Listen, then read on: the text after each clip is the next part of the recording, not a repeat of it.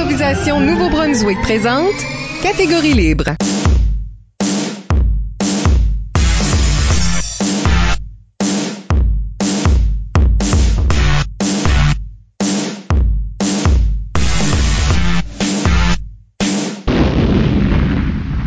Bienvenue à Catégorie libre, l'émission qui vise à enregistrer des entretiens avec les improvisateurs et les improvisatrices du Nouveau-Brunswick pour faire un survol de leur carrière et de leur démarche artistique, mais aussi de débattre les grandes questions qui entourent le jeu de l'improvisation. Au microphone, Isabelle Goguet et à mes côtés, mon co-animateur, Michel Almer. Salut! Catégorie libre est une production d'improvisation au Nouveau-Brunswick que vous pouvez écouter version podcast sur iTunes ou YouTube. Notre invité aujourd'hui est Frédéric Melançon. Oui! Fred commence officiellement à faire de l'impro au primaire en 1997, mais sa carrière est lancée pour vrai là, au secondaire en 2002, où il œuvre comme joueur et ensuite entraîneur à l'école Clément Cormier de Bouctouche.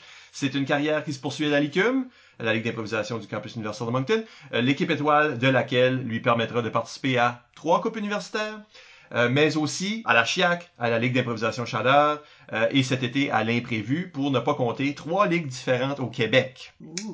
En cours de route, il devient aussi arbitre dans le réseau secondaire, présentement entraîneur de l'équipe étoile de l'Université de Moncton, campus Moncton. Fred Melançon, bienvenue à l'émission. Merci.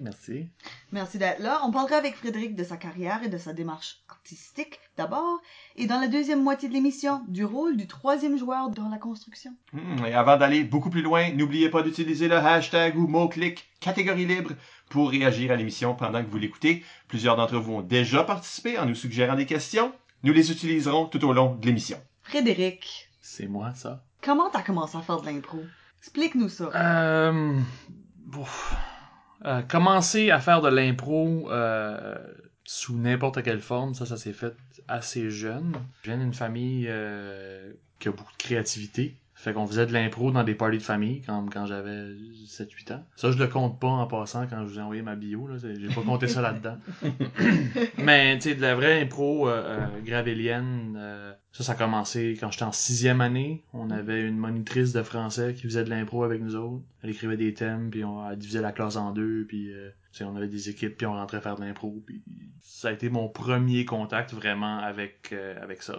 Puis j'ai vraiment aimé ça. Ça fait que quand je suis arrivé au secondaire à Clément Cormier, j'avais un prof de français qui en avait déjà comme entendu parler, qui connaissait un petit peu déjà la LICUM puis tout ça. Fait qu'on a commencé un comité d'impro, puis ça a pris 2 ans avant qu'on puisse avoir 6 personnes pour aller à un tournoi. Puis je pense que même le premier tournoi que Clément Cormier a été, on a 2 personnes qui ont flashé puis on était 4 sur le banc.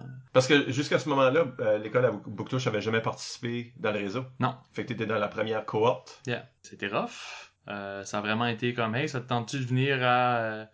je me rappelle plus trop dans quelle ville qu'était la régionale. Puis c'était juste comme, hey, on va juste comme aller là, coucher dans l'école, ça va être vraiment le fun. T'as rien besoin de faire, je vais juste aller faire de l'impro. J'étais le joueur tannant qui, tu sais les joueurs tannants au secondaire qui embarquent dans 8 impros sur 8 là. Ça c'était moi à Clément Cormier. Ouais, one man show. Ouais. Je pensais que tu voulais dire que t'étais le sorte de joueur talent qui était tout en arrière-scène en train de parler avec les joueurs plus vieux, avec les... Ah non, vous me faisiez tellement peur. Parce qu'en même temps, je me souviens de toi comme un mordu. T'étais encore au secondaire quand tu t'es présenté aux auditions de la LIA, de la Ligue d'improvisation acadienne. Ouais. Puis c'était juste pour avoir une expérience d'impro de plus, parce que il y a no way qu'on aurait pris quelqu'un du secondaire dans cette ligue-là. C'était quasiment post-universitaire. Clairement, j'avais aucunement l'intention de faire la ligue. Je voulais juste faire de l'impro. C'était vraiment ça mon but. Parce que, comme j'ai dit, vu qu'il y avait personne intéressé à l'école, on avait notre comité, on en faisait 1 fois par semaine jusqu'au tournoi. Puis quand on était pas pris pour la gogoune, le comité arrêtait de faire de l'impro. C'était juste pour y aller. Mais quand même, arriver là au secondaire, puis même faire une audition avec ces gros joueurs-là, ça doit être épeurant. Oui, je shakeais en rentrant, mais en même temps, je savais que j'allais pas faire la ligue, fait qu'il y avait pas de pression. Puis ça m'a permis de, justement, pas être intimidé par des gros joueurs par la suite. Qui fait en sorte que, quand je suis rentré dans l'ICUM, justement, puis qu'à l'époque, Essiam jouait encore, puis Bass jouait plus, mais il était là. Il devait être arbitre, ouais. Ouais. Non, c'était toi puis André qui était arbitre. Ouais. Mais tu sais, c'était du monde que je connaissais, que j'avais déjà vu jouer, qui me connaissaient aussi. Fait que je pense que la pression de rentrer dans une nouvelle ligue avec des gros noms était moins là. Tu sais, je veux dire, qui d'autre qui jouait à l'ICUM à cette époque-là? Annick jouait aussi. Tu sais, Ouais. Karen McNally, tout ça. Karen McNally. Tu sais, c'était quand même du monde de gros calibre que j'avais vu quand j'étais au secondaire. Mais j'étais venu à la QI quand j'étais à Moncton. J'avais vu ces joueurs-là. J'allais voir la LIA. Je venais voir la LICUM.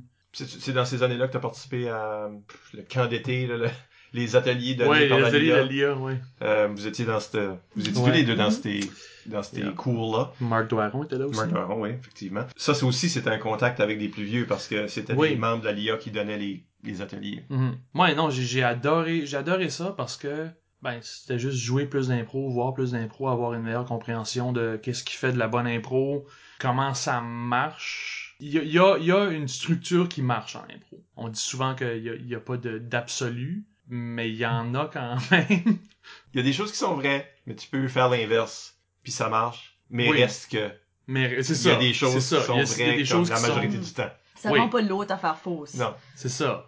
Puis quand tu fais l'inverse, c'est parce que tu fais activement l'inverse pour faire un effet. Ouais, c'est un commentaire sur la C'est ça. façon de faire C'est normale. Ok, ouais. C'est ce que moi je pense. Ben, c'est quelque chose que activement tu travaillais même à cette époque-là, de figurer cette structure-là. Pas figurer ça précisément, mais savoir comment ça marche, qu'est-ce qui est drôle, qu'est-ce qui est bon, qu'est-ce qui marche. Essayer les affaires. Ça a été beaucoup du essai-erreur. J'ai fait beaucoup de mauvaises impros. Nous tous. Ben oui, non, mais Il faut que t'en fasses une bonne chez mauvaise avant que tu réalises qu'est-ce qui marche. Puis qu'est-ce qui marche pas pour toi aussi, personnellement. Parce que Ouais. du stuff qui marche bien pour d'autres mondes, puis toi tu le fais, puis t'es comme... Nah. non, pas je peux pas faire faire ça. Ou en tout cas, je peux pas faire ça tout de suite. Ça, c'est pas pour moi, ça. Je vais laisser l'autre joueur faire ça. Si j'ai une bonne idée pour ce genre de choses-là, je vais y donner, puis il va rentrer. Puis je pense aussi que c'est beaucoup un apprentissage de jouer avec différents joueurs, différents types de joueurs. Ben, tu prends des petits morceaux, c'était là de tout le monde. Ben, tu te crées un style en empruntant des petits morceaux de tous les autres joueurs que tu as côtoyés. Ça fait le plus de joueurs que tu côtoies, le plus que ton style est Complet. varié, complet. T'avais-tu sauté à entraîner l'équipe de Clément Oui, tout de suite en rentrant à l'université? la première année à l'université, Juste j'étais pour- coach de Clément. Pour Ouais, s'assurer juste que ça continue? Ouais. Parce que, en fait, le prof qui nous coachait quand j'étais en 12e année a démissionné De l'école? de l'école. Ok. Il a lâché l'enseignement. Ouf. Point. Il est devenu Ouais. plombier, je pense. Puis je pense que Ça c'est arrive un à petit plus de peu monde à qu'on cause pense. de nous autres. Non, On était un petit peu des mauvaises personnes Oh, dans non. la vanne pour aller au tournoi. Je me sens un petit peu mal à propos de ça, mais en même temps, s'il est content en tant que plombier, good for him. Ben, l'enseignement, il faut que ce soit une vocation. Il y a beaucoup de monde qui le font pour une couple d'années. Puis, Ouais. ouais, la moyenne de rétention est... Comme les années de rétention sont... Mhm. Horrible. Oui, ça, c'est terrible. Puis on connaît beaucoup de monde qui ont fait ça. Puis, tu sais, qui ont été coach Ben. parce que des improvisateurs, puis après une couple d'années, c'était pas pour eux autres, puis ils ont décidé de faire d'autres choses, Yeah. ou même après plus de temps que ça. Mais ça, fait que, aussitôt que je suis sorti, j'ai su que Clément Cormier avait plus de coach. Fait que moi, je voulais pas que ça meure à Bouctouche. Fait que je me suis improvisé coach pendant 1 an. J'étais pas très bon parce que j'avais quand même juste 2 ans de tournoi puis de vraiment de l'impro d'équipe. Ça faisait juste 2 ans que j'en faisais. J'en avais fait en 11e puis en 12e. Je me suis retrouvé coach à 18 ans. Puis tu coachais des chums. Je là. coachais du monde avec qui j'avais joué l'année d'avant. Ça, c'est un défi qui est dur à... Parce qu'il y a beaucoup de monde qui vivent ça. Oui, non, mais on le voit souvent dans les tournois secondaires où c'est quelqu'un qui vient juste de graduer qui coach l'équipe. Puis Puis, c'est souvent cette logique-là, c'est je veux pas que mon Mhm. comité meure, Mhm. puis c'est la seule façon de le sauvegarder. Ouais. C'est vraiment tough switcher de joueur du secondaire à coach au secondaire. Parce que t'as pas nécessairement tout compris les petites subtilités de l'impro. Puis quand il y a des choses qui marchent, tu fais « Ok, ça a marché, mais je comprends pas pourquoi. » T'es pas nécessairement bon pour coacher différents types de joueurs. Parce que chaque joueur a son style, son énergie en impro. Puis si toi t'es un joueur beaucoup puncher, puis t'as des jeunes dans ton équipe qui sont plus verbomoteurs ou physiques, ou ben, tu sais pas comment les guider, tu sais pas comment les guider dans leur cheminement d'improvisateur parce que ben ça fait 3 ans que t'en fais, puis t'as pas eu beaucoup accès à ce genre de joueurs-là. Tu connais barely ton propre jeu. C'est ça. Fait que projeter ces compétences-là, les lignes directrices générales de l'impro à un joueur que qui jouent pas du tout comme toi. Mais t'es encore en train de développer ton propre style, t'es encore en train de comprendre qu'est-ce qui se passe en impro. Dans le blog, on parle beaucoup de comment bien faire les catégories. Ben, t'as pas encore compris ça. Je veux dire, il y a personne qui les a toutes compris, qui sait exactement quoi faire tout le temps. Mais avec l'expérience, ça vient que t'en comprends plus. Puis switcher de coach vite de même, de joueur à coach vite de même, je trouve que ça a vraiment été difficile, mais en même temps, ça m'a poussé à regarder l'improvisation d'une différente manière, justement à aider des joueurs à grandir, à découvrir leur propre style. Ça m'a aidé sur le banc, je pense, à comment guider des idées, comment donner des idées, comment prendre une idée brute puis la mouler en quelque chose de plus fini puis y aller. Puis je pense que ça m'a justement forcé à faire ça, devenir coach vite. Puis après ça, ben il y a d'autres personnes qui ont pris le rôle de coach à Clément, puis après ça ils sont repartis, fait que moi je suis revenu, puis là tout de suite ben il y a personne, puis ça me rend un peu triste. Du moins au moment de l'enregistrement. Au moment de l'enregistrement, il y a On- personne à Clément Gormier, puis ça me rend un petit peu triste. On espère, là. On espère que ça se développe. C'est Ouais. ça. Puis comme beaucoup d'écoles comme ça qui sont. Ouais.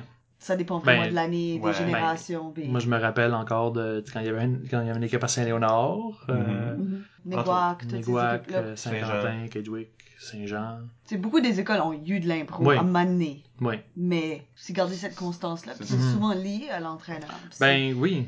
C'est plate parce que c'est souvent les écoles qui sont le plus loin des campus universitaires. Ils n'ont pas Ouais. les anciens qui restent dans ce bout-là qui vont les aider. Puis qui baignent toujours souvent dans l'impro. Oui. Tu sais, ils sont en train d'en faire présentement Oui. eux-mêmes, fait que ça leur inspire peut-être de continuer à Mhm. contribuer. T'as dit que t'as pris un break. T'étais coach, là, t'étais plus là, Ben, là, t'es revenu coach. Mais t'as fait la même chose en tant que joueur à la Licume aussi, là. T'as pas fait un trajet continu. Non, de joueur. j'ai pris un break en 2007, 2006. J'étais en théâtre, puis c'était vraiment demandant, fait que j'ai comme décidé avec la pression des profs, puis ça, c'était comme, ah non, l'impro, Fait que j'ai décidé de pas en faire, puis je trouve que ça m'a vraiment manqué. Mais ça t'a-tu aussi aidé? Ça m'a aidé de prendre un break. Comme prendre un break, ça m'a vraiment permis de prendre du recul, puis à regarder ce que je faisais en impro, ce que j'aimais pas, puis revenir en force. Mon style a vraiment changé avant puis après le break. Ah oui? Ouais. De quelle façon? J'essayais plus de faire plaisir à tout le monde. Avant, je voulais que toutes mes impros soient drôles pour tout le monde, puis que tout le monde aime ce que je fais. Qui est évidemment impossible. Donc, Qui- non, mais... tu sais. Puis là, après, j'ai pris un break, puis j'ai fait, bon, ben, il y a clairement du monde qui vont pas aimer ce que je vais faire. Fait que ce monde-là, qui viennent pas. Mais il y a d'autres mondes. C'est ça. Non, mais C'est qui ça. viennent pas Il y a me d'autres joueurs. voir moi. C'est ça. Ils viendront pour d'autres joueurs. C'est ça. que- Puis qui- le qui monde, leur affaire. le monde qui aime ce que je fais, ben viendront me voir jouer. Puis ils voteront pour moi quand je vais jouer, puis voteront pas pour moi quand je ferai pas ce qu'ils aiment. Ça, Ça c'est va être ça. libérateur. Ouais, il y a tellement plus de pression quand tu joues après ça. Pour rentrer faire une mauvaise impro, c'est plus la fin du monde. C'est comme, hey, elle était mauvaise, hein. Mais tu restes moins pogné là-dedans. Avec Ouais. une culpabilité là, qui reste avec toi puis qui comme Mhm. teinte le reste du match. Puis... Puis je trouve que, justement, comme maintenant, je reconnais les mauvaises impros que j'ai faites, puis je fais comme moi, oh my god, c'était mauvais, hein? Ah, hey, Hey. ah. Tu sais, on passe à autre chose. Tu peux rire de tes échecs en impro quand t'essayes plus d'être parfait. Je parlais avec d'autres anciens hier. Au moment de l'enregistrement, on est le lendemain du match des anciens. Ouais. Ouais. Mais je parlais d'autres anciens, puis tu sais, c'est revenu sur la meilleure impro que j'ai faite et la pire impro que j'ai faite.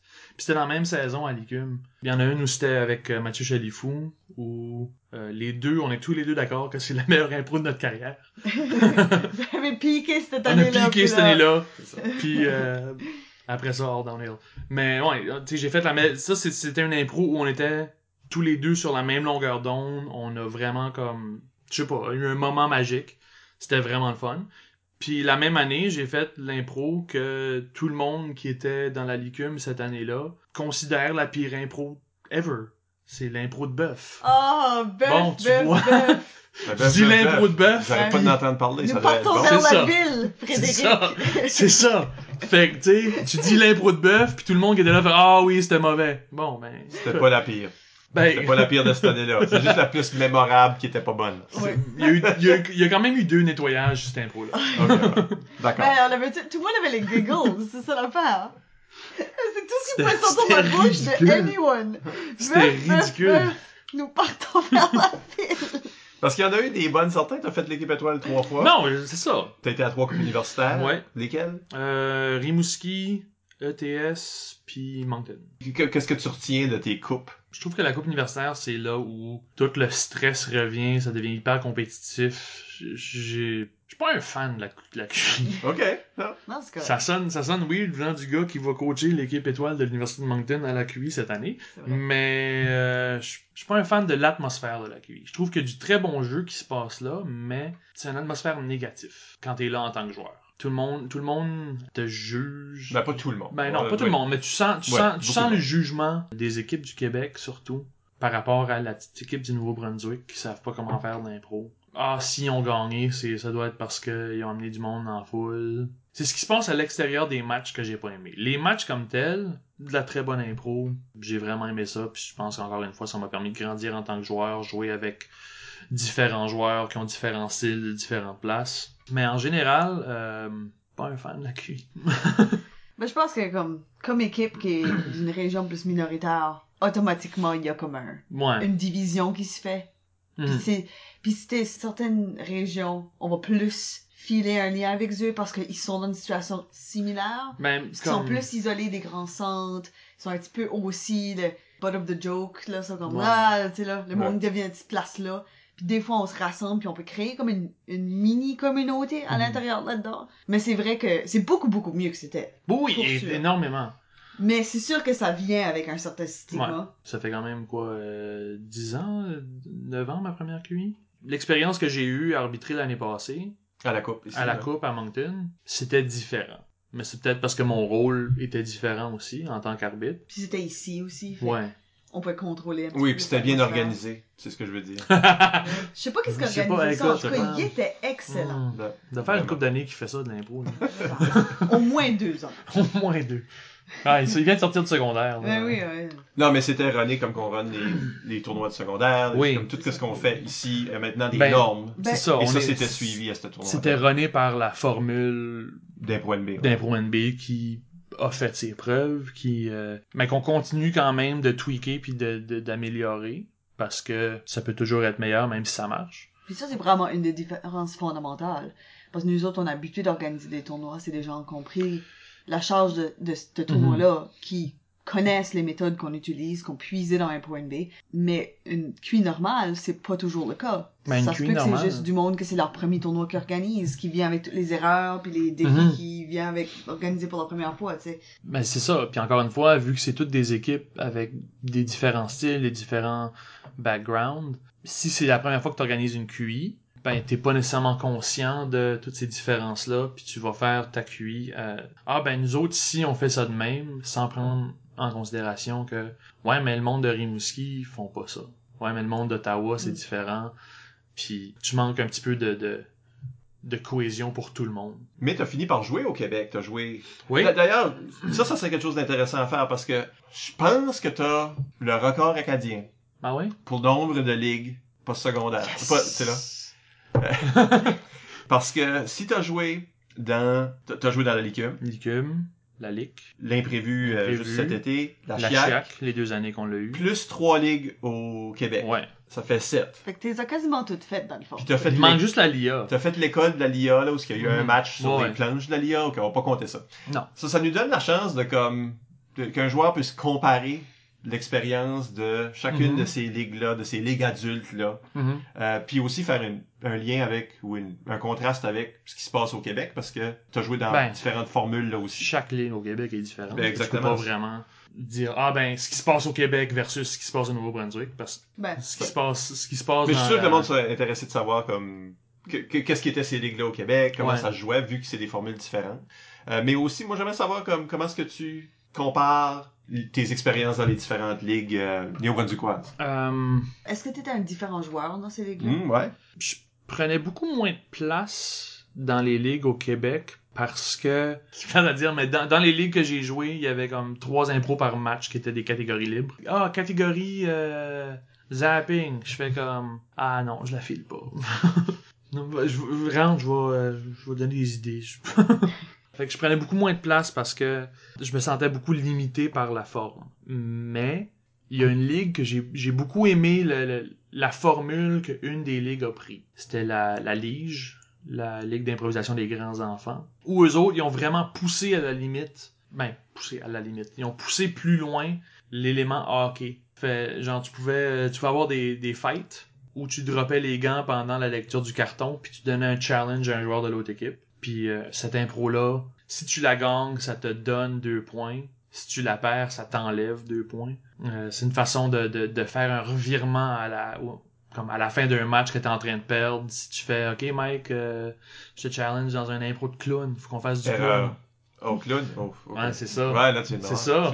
T'sais, fait là, toi, tu peux accepter le challenge, puis si tu gagnes, ça te donne 2 points, ou tu peux refuser le challenge, puis là, moi, faut que je fasse un impro tout seul, où le monde va soit me donner 2 points ou m'enlever 2 points. Fait que c'est comme une gamble de dernière minute. Puis aussi, il y avait des time-out, où on avait un petit hacky-sack rouge sur le banc. Si on trouve que l'impro va bien, on tire le hacky-sack dans l'arène, puis l'arbitre nous donne un 30 secondes de plus. Puis chaque équipe... comme un time-in. Un time-in, ouais. Puis chaque équipe avait un hacky-sack, fait que tu sais, si chaque impro avait le potentiel de durer 1 minute de plus. Je trouve ça intéressant, parce que des fois, t'es comme « Ah, j'en prendrais un petit peu plus avant le sifflet. » Ou tu vois qu'ils sont pas en train d'arriver à temps, ils ont besoin d'un petit peu plus de temps pour se rendre à la place où tu vas aller. Ouais. OK.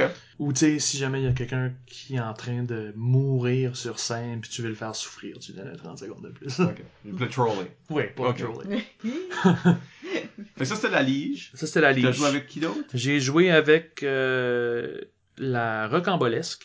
C'était un hybride entre du Whose Line puis de l'impro de match. Fait que tu sais, t'avais 2 impros de match réguliers, la première puis la troisième. Puis la deuxième, on enlevait les chandails de couleur puis on jouait tous ensemble dans un genre de Whose Line. C'était tu sais, pour du monde qui était moins habitué à de l'impro de ligue, mais qui voulait quand même voir un show d'impro. C'était le fun, sauf que j'aime mieux avoir des impros que faire du gag, du punch.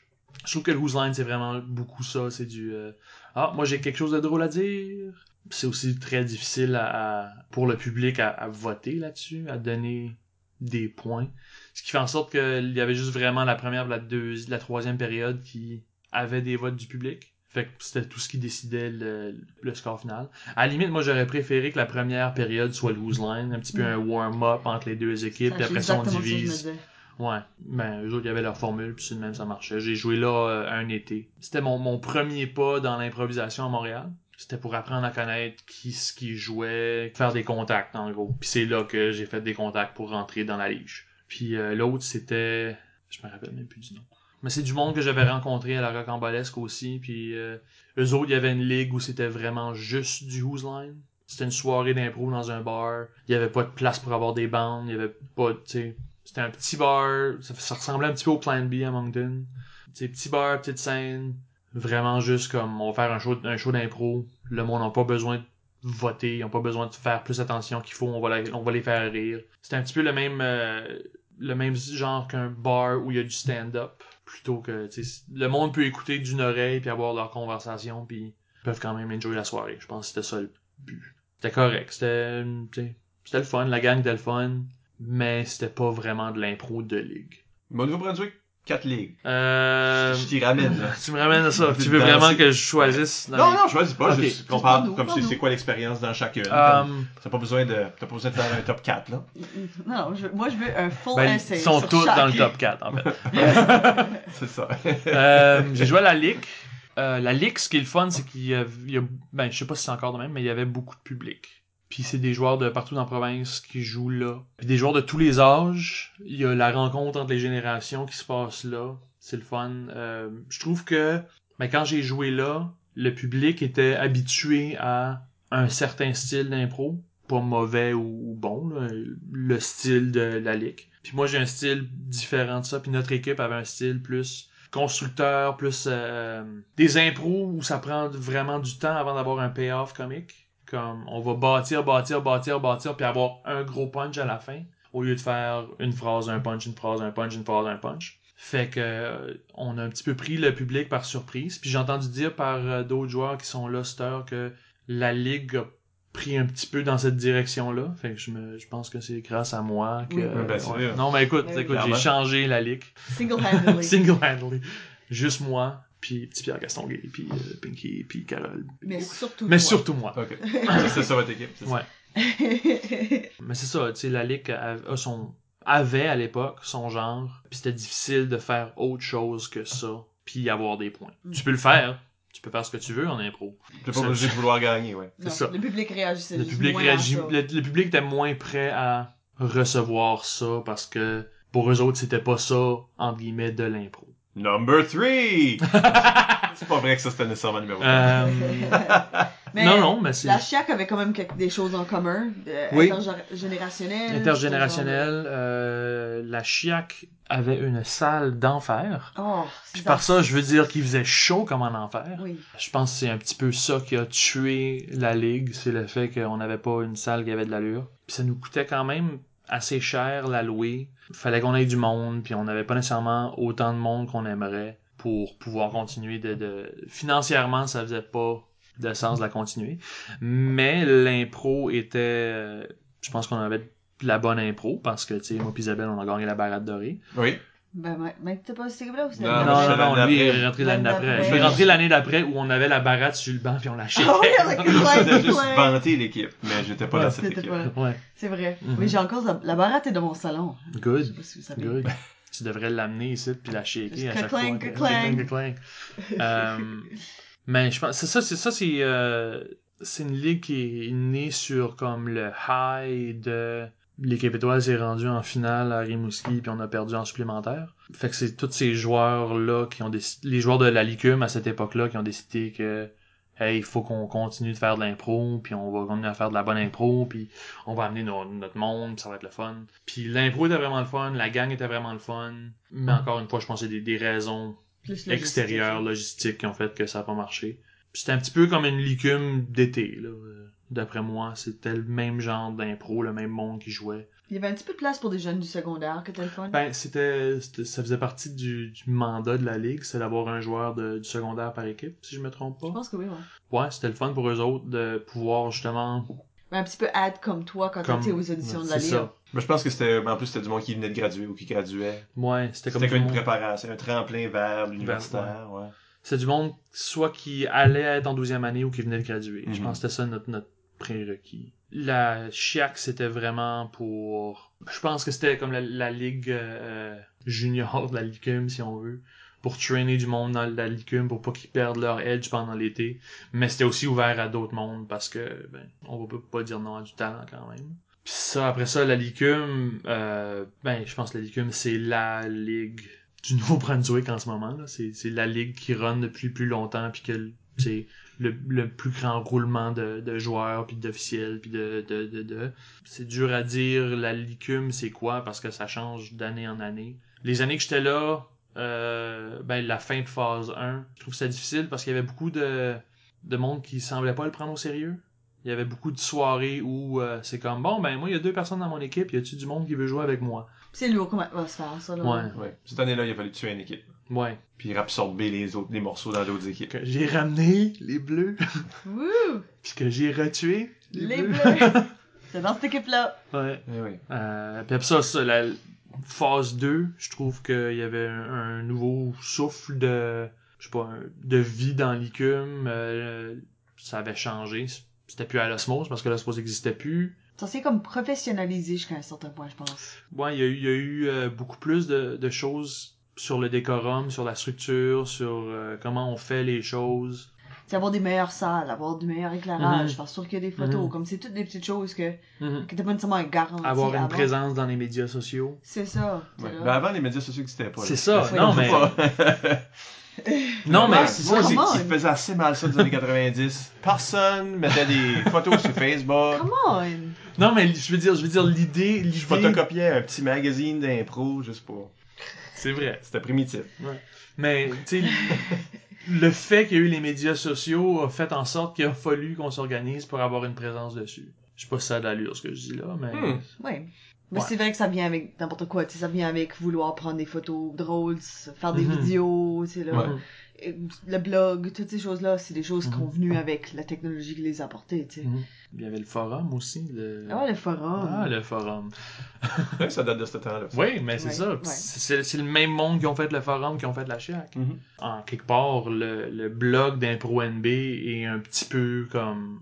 a des racines dans le forum. Ah, Il y avait... Le nombre d'articles que j'avais mis sur le forum, que j'ai Ben, c'est ça. copié-collé dans le blog. Mais c'est ça, tu sais, ça fait qu'il y avait Pas juste les miens non plus, là, comme... il y avait ce volet-là, le volet éducationnel du blog du forum, qui est maintenant devenu Impro NB en quelque sorte, comme le blog d'Impro NB en quelque part. C'est ça, je trouve que phase 2 avait vraiment pour but de organiser l'impro, faire comme ok oui, on a du bon, on a du talent, on a du monde, maintenant on va faire quelque chose avec ça. Je trouve que c'est magnifique où c'est rendu, puis je suis fier d'en faire partie. Puis la Licume a toujours eu un petit peu ce mandat-là d'organisationnel. Avant qu'il y ait un Pro NB, c'était la Licume qui organisait les tournois. Pas officiellement, mais c'était le monde de la Licume qui organisait les tournois secondaires. Fait que ça, la Licume, je pense, c'est la ligue formatrice d'organisateurs d'improvisation, de joueurs d'improvisation professionnels, si on veut. C'est vraiment là où tu t'apprends à faire de l'impro comme il faut, mettons. La majorité des joueurs Ouais, plus vieux qui continuent pis tout ça ont passé... on va passer par là. La majorité, pas tous. Non, pas tous. Torn fait une vraiment bonne job de pas avoir passé dans les cubes. Le meilleur joueur à ne pas avoir fait la Ligue. Et puis l'imprévu, qui est la plus récente expérience. L'imprévu, c'est dur à dire parce que c'est la première année. Je pense que la Ligue a pas encore d'identité. Elle est en train de s'en former une petit à petit. Ça peut être très intéressant ce qui se passe avec l'imprévu. Faut juste pas que ça lâche. Je pense que ça a du potentiel pour continuer et être bon.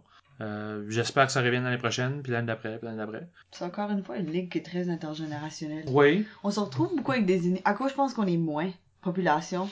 Je pense qu'on se retrouve avec plus des initiatives qui englobent tout le monde. Mhm. Parce qu'on veut donner le maximum d'opportunités à tout le monde. Oui. On crée plus des ligues comme, tu sais, qui sont pas ciblées pour un tel groupe d'âge. On crée plus d'initiatives comme le ZEB, par exemple, qui... C'est, en quelque part, je pense que vu qu'il n'y a pas de ligue constante, tu sais, il y a pas une ligue qui joue à l'année, faut faire des opportunités pour tout le monde. S'il y avait une ligue générale, là, on pourrait se permettre de faire, ok, mais c'est quoi, on va faire juste une ligue pour les anciens, on va faire juste une ligue pour le secondaire, on va faire juste une ligue pour le monde qui sont aux études en ce moment. Mais vu qu'il n'y en a pas de ça, faut combler le vide avec une ligue où tout le monde peut jouer. Ben, toi, dans cette ligue-là, Basse Lévesque joue également. Et il nous a posé une question sur Facebook. Oui, il demande quels sont les moments qui te font apprécier l'impro, qui te motivent à continuer à jouer. Parce que là, t'es rendu vieux, là. Puis tu joues encore. Ouais. Tu participes encore. Ouais. Ben, les matchs, c'est si niaiseux que ça. Un match d'impro, je trouve que, je sais pas, j'aime un match. J'aime les matchs. J'aime jouer de l'impro. Il y a les bonnes impros comme les mauvaises. Il y a pas de moment où je fais comme, ah, ça c'était tellement bon, je veux jouer de l'impro pour le reste de ma vie. Puis il y a pas non plus de moments qui me font faire, ah non, ça c'était tellement mauvais, je mets plus jamais un chandail d'impro de ma vie. Je pense que les mauvaises impros me font faire, ok, ça c'était mauvais, la prochaine fois, faut que je fasse mieux. Puis les bonnes impros me font faire, ah, ça c'était magique, je veux retoucher à ça. Fait que jouer de l'impro me donne le goût de jouer de l'impro. Puis pas jouer de l'impro me donne le goût de jouer de l'impro. Ok. Je veux jouer de l'impro. Bon, vivre me donne le goût d'improviser. Mais t'arbitres aussi. Oui. Ça, faut en parler parce que tu te décris comme un joueur qui aime construire, qui est pas une machine à punch. Ouais. Est-ce que ça informe ton arbitrage? Je pense que je cherche la construction avant tout, mais construire veut pas dire pas puncher. Je pense que si tu fais le bon punch, tu peux quand même apporter quelque chose à l'impro. Ou si tu fais un punch, moi je peux m'en servir pour construire. Du moins que c'est pas un punch qui détruit. Mais ça, personne n'aime ça. Tu fais comment? Je te vole la parole. Hein, Bass?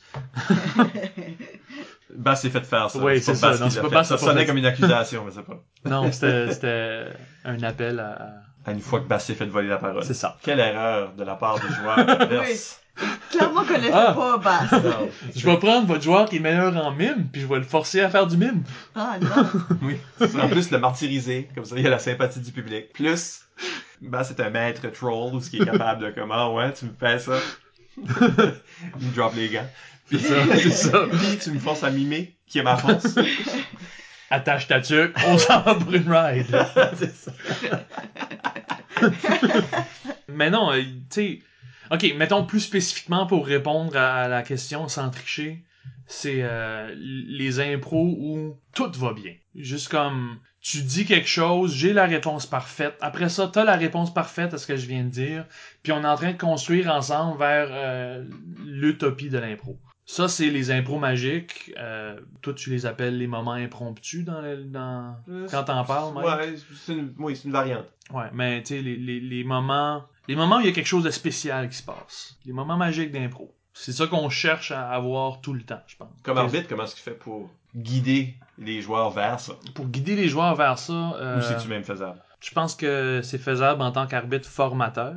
Dans les tournois secondaires, tu peux parler aux équipes de ce que tu cherches. Tu peux faire tes thèmes, puis tes catégories, hinter vers quelque chose. Moi, personnellement, j'aime écrire mes matchs pour qu'ils parlent un peu à tout le monde. J'aime avoir des thèmes qui vont donner un personnage, des thèmes qui vont donner un lieu, des thèmes qui vont donner une émotion, comme quelque chose de plus vague, mais que tu peux... Un thème, là, pas un titre, mais un thème avec un thème dedans. Ouais, tu sais, comme... non, mais ça, c'est révolutionnaire. Écoute, je pense que je vais écrire un livre là-dessus. Je vois que ça, le thème du thème.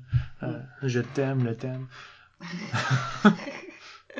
Mais non, tu sais, j'aime... Puis quand j'arbitrais à la Licume aussi, j'avais quelque chose où j'avais un thème visuel puis un thème auditif. J'avais une image que je projetais sur l'écran en arrière de l'arène, puis j'avais un clip sonore que je faisais jouer comme thème. Vraiment pour agrandir ça encore plus que, tu sais, s'il y a des joueurs plus visuels ou plus auditifs, ben ils ont quelque chose à travailler avec. Ça force le monde à penser différemment. Oui. Fait peut-être arriver à des différentes idées. Oui. Justement, ça nous sort de nos impros confortables où on va faire des chicanes de couple, des chicanes de coloc, du monde qui sont assis puis qui parlent.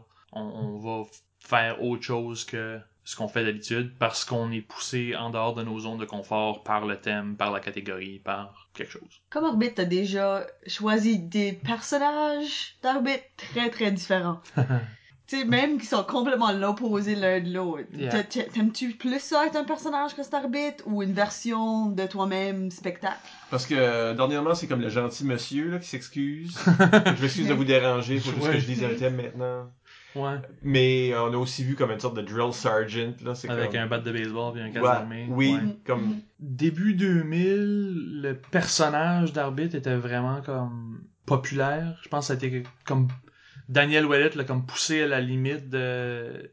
Le personnage est extravagant puis fait partie du show. Fait que j'ai un petit peu rentré dans cette vague-là avec le drill sergeant, justement. Puis, je sais pas, j'aime pas ça être le gros méchant. Puis le personnage que j'ai tout de suite, en fait, c'est venu un tournoi amical à Fredericton où on était moi puis Chalifou qui arbitrait. Puis Chalifou arbitrait le match juste avant moi. Puis moi, je voulais faire quelqu'un de hautain puis méchant puis prétentieux. Puis là, Chalifou l'a fait. J'ai fait comme, bon, ben je peux pas faire ça. Fait que, qu'est-ce que je vais faire? Oui. Complètement l'opposé. Il l'a fait comme si c'était pas lui. C'est ça. C'est ça. Bon, Mathieu était Mathieu. Oui.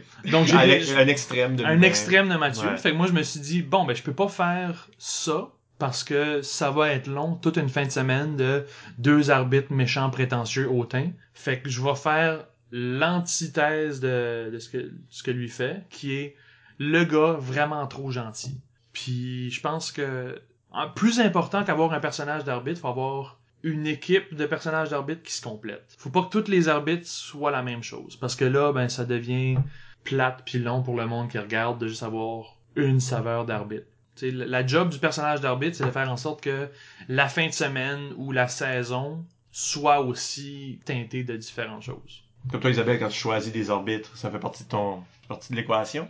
Oui, je fais une propos... Non, ben, je sais qu'il y a une variété qu'on essaye d'atteindre pareil, qu'il y a des hommes, qu'il y a des femmes, que c'est comme ouais. des vieux puis des jeunes. Souvent, on n'a pas le luxe peut-être de plus en plus parce qu'on a de plus en plus un gros pool de gens qui sont accrédités, qui sont qualifiés pour arbitrer. Mais je pense que peut-être que ça arrive sans qu'on réalise un petit peu. Des fois, on a trop d'arbitres pour un tournoi, faut que j'en bouge certains un autre, ou tu sais, il y a des gens qui pourraient juste pas agir comme arbitre pendant le tournoi. Peut-être que sans vraiment trop y penser par accident, on fait ce jugement-là. Parce que on a souvent des arbitres qui sont un petit peu plus jeunes, qui sont un petit peu plus vieux, il y a des hommes, il y a des femmes, puis ça vient tout avec une différente... Mais aussi, il y a peut-être moins de personnes qui font des vrais personnages. Au-delà de l'organisation qui choisit les arbitres, je pense que c'est aux arbitres aussi de choisir un style qui va aller avec le style des autres. Je pense que quand on travaille en équipe d'officiels pour un tournoi, faut se mettre d'accord sur « Ok, ben moi je vais être plus gentil, ok, ben moi je vais être plus méchant, ok, ben moi je vais être plus ceci, ok, ben moi je vais être plus ça. » De la même manière qu'on se met d'accord sur « Ok, ouais, mais en fin de semaine, on va vraiment focuser sur le statisme. En fin de semaine, on va vraiment focuser sur la rudesse. » Puis moi, je dirais que c'est le cas pour les catégories aussi, tu sais. Si 4-5 personnes se font assigner des musicales, puis personne écoute les musicales des autres, ben on pourrait facilement tous se retrouver avec Lord of the Rings. Mais tu sais, comme, on fait un effort de faire sûr qu'il y a quelqu'un qui a de quoi plus, tu sais là, triste, plus mélodieux, plus jazzy, plus upbeat, plus, tu sais, weird.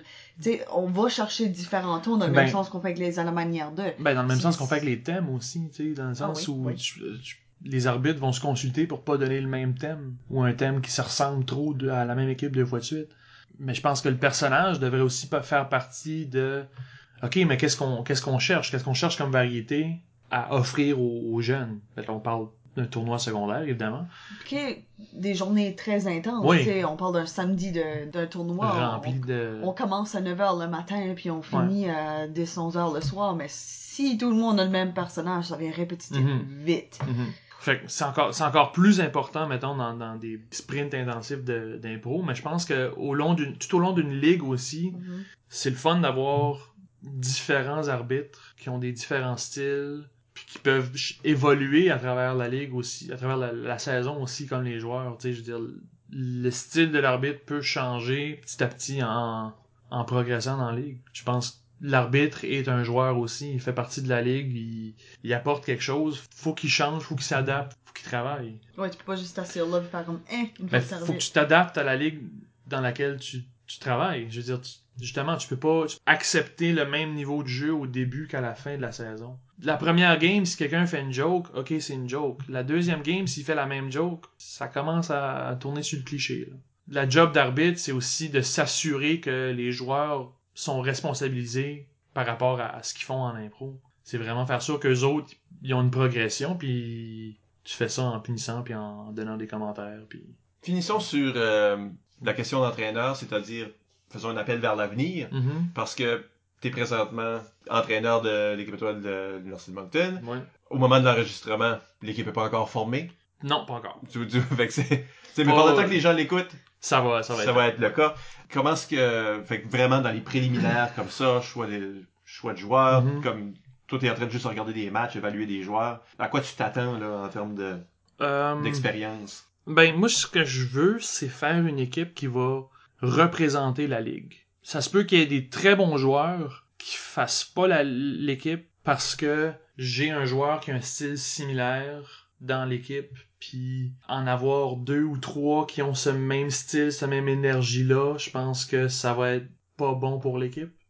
C'est ça qui est mon gros challenge, de prendre des bons joueurs, mais qui se complètent. Puis ça, c'est mon challenge. Ouais. Ben, faut que tu bâtisses une équipe, c'est pas à propos de 6 vedettes sur un banc. C'est ça, ouais. C'est ça. Puis 6 vedettes sur un banc, ben ça donne pas nécessairement le meilleur show. Parce que là, tout le monde va avoir leur moment pour shiner. Puis ça fait en sorte que des impros vont stagner parce que c'est comme regarde-moi, non, regarde-moi, non, regarde-moi. Mais si t'en laisses à la maison, il va y avoir des frustrations aussi. C'est ça qui est le gros challenge. T'es-tu prêt à ça? Le jongler, la dynamique humaine qui vient avec ces choses-là? Ben j'ai pas le choix. Ben non, mais tu sais, c'est sûr que je vais avoir des conversations difficiles avec certains joueurs de la ligue ou des joueurs qui s'attendent sûrement à faire de l'équipe, puis peut-être qu'ils la feront pas, puis leur dire comme ouais, c'est rien de personnel, c'est pas parce que t'es pas bon, c'est pas parce que c'est juste cette année, avec le pool de joueurs, j'ai fait l'équipe que je pense qui se tient le mieux ensemble, qui se complète le mieux. Si j'avais eu d'autres mondes, ben ça aurait changé complètement l'équipe que j'ai, puis tu l'aurais peut-être faite. Ce qui était le fun à Clément Cormier, tout le monde a fait c'est que j'avais 5 joueurs! J'avais 5 joueurs, puis là, j'ai dit, hey, demande à ton chum ou à ta blonde, ça veut venir pour une fin de semaine, ça se passe sur le banc. C'était le fun! J'avais pas besoin de couper personne! Ouais. Mais ici, c'est comme tu dis, la dimension humaine, tu sais, là. Ouais. De dealer avec quelqu'un qui réagit mal à ça, ou...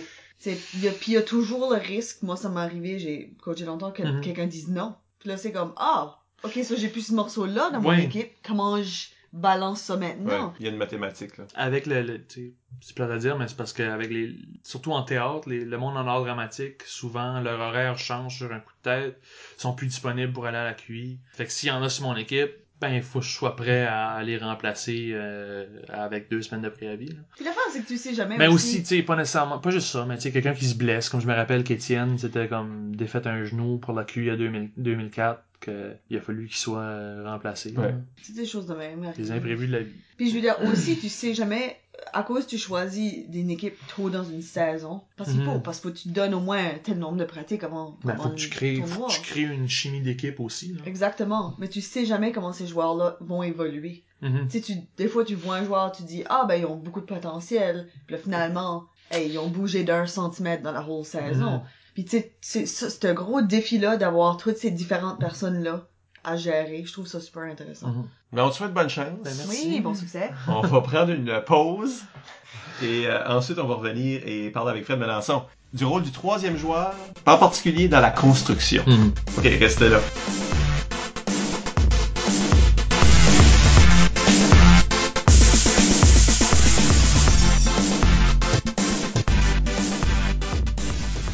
On est de retour. On parle avec Frédéric Melançon. C'est moi, ça. Moi, je suis Michel Albert. Isabelle Gauguin à mes côtés. Oui, c'est moi. Et on parle du rôle du 3e joueur dans la construction. Cependant, je pense que ce serait important de définir qu'est-ce qu'on veut dire par 3e joueur. Parce que ça veut pas dire, comme on en parlait dans le break, là, ça veut pas dire la 3e personne qui rentre. Non, des fois, c'est même la 2e personne qui rentre qui fait le mon 3e Dieu. joueur.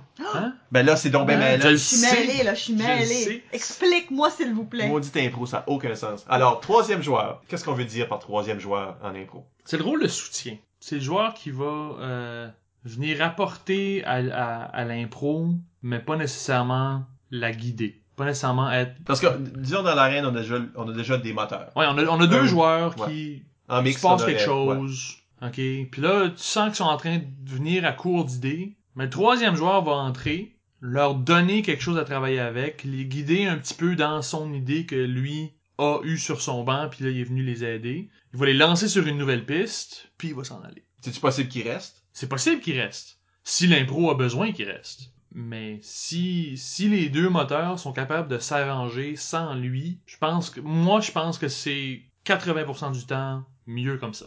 OK. Ben, si je rentre faire une joke, puis je décolle, est-ce que je suis 3e joueur? Non. Si je rentre, puis je suis juste comme... Si tu rentres faire de l'atmosphère, Ouais. Non, c'est pas un... T'es je rentre, un 3e joueur. porte-manteau. Je rentre, je suis un porte-manteau. Non, Si là, j'aime t'es jouer un des objet. C'est tous des mauvais caucus, c'est Oui, mais c'est pas 3e joueur. Mais Non, ça dépend. Si t'es un porte-manteau dans un impro où c'est des objets qui font des choses, peut-être que t'es un 3e joueur. Mais le 3e joueur vraiment vient nourrir l'impro. Imagine que l'impro c'est un feu, le feu est en train de mourir, le 3e joueur c'est une nouvelle bûche. Je pense qu'il faut qu'il bûche pour que ça Faut qu'il bûche, puis après ça il brûle. Il était là, il est parti. C'est ça. Il a brûlé. C'est ça, le 3e joueur vient alimenter l'impro. Il vient ajouter quelque chose. Sans voler la vedette de l'impro. C'est ça. L'impro reste quand même à propos des 2 moteurs qui sont sur une quête ou qui ont une chicane ou whatever. Ça, c'est l'histoire. Le 3e joueur vient ajouter une couleur, une complication, une solution, quelque chose. Puis il y a des cas où, si on est en comparé, il y a juste un moteur, donc le 3e joueur est vraiment le 2e joueur. 2e joueur qui embarque. Okay. C'est ça. Ou on pourrait être... c'est Harry Potter, il y a 3 kids. 3e joueur, c'est la 4e joueur, personne. c'est le 4e joueur. Okay. C'est Hagrid. OK, c'est bon. Fait que là, on se situe. C'est la personne qui... Donc, si on parle de soutien, c'est de là qu'on peut commencer à parler de construction. Parce que la job de la construction est nécessairement celle des moteurs. Comme c'est ça leur... Oui. Est-ce que c'est ça leur job principal? Oui. Mais, tu sais, si on parle de construction dans le sens littéraire, c'est... Tu construis quelque chose, mais tu as besoin des matériaux. Fait que le 3e joueur va t'amener quelque chose avec quoi tu peux construire. Je vais utiliser la question à Elisabeth ici, OK. sur Facebook. Parce qu'elle a dit, c'est un autre rôle du troisième joueur, parce qu'elle dit souvent, les gens voient le troisième joueur comme celui qui a la tâche d'aller sauver l'impro. Tu sais, ça va mal, puis là, comme tu disais, le feu est en train de mourir. Est-ce que le troisième joueur, faut qu'il aille sauver l'impro? Es-tu d'accord avec cette perception? Et que dirais-tu à ceux qui s'identifient comme des sauveurs d'impro? Je pense que c'est la job à tout le monde sur l'équipe de sauver l'impro. Mais des fois, il y a des impros qui sont pas sauvables et il y a des impros qui ont pas besoin d'être sauvés. Moi, j'appelle ça aller faire la maman dans l'impro. C'est comme non, faites pas ça comme ça. Non, vous avez pas le droit de faire ça. Ça c'est pas intéressant. J'aime pas l'utiliser maman parce que le monde l'associe à des femmes, mais il y a beaucoup d'hommes qui vont faire des mamans d'impro. Parentales. Ouais. Des papas d'impro, ouais. Puis je trouve que ça nuit plus que ça aide. Ça restreint beaucoup les moteurs dans leur possibilité de jouer. C'est le rôle de tout le monde de sauver l'impro, mais il y a personne qui peut le faire. L'impro va prendre son cours, puis le mieux que tu peux faire, c'est la guider dans une direction ou une autre. Je déteste le monde qui pense qu'ils peuvent sauver une impro. Tu peux y amener ta saveur, puis après ça, ben ça va se dérouler comme ça se déroule, mais ça, je pense pas que c'est le rôle à une seule personne de rentrer puis de faire comme moi j'ai la solution à tout ce qui se passe de mal dans cette improvisation. Moi j'ai la misère à avaler la dernière question dans le sens que qui s'identifient comme des sauveurs d'impro. Ça veut dire que eux se considèrent hors contexte d'une impro comme des sauveurs d'impro.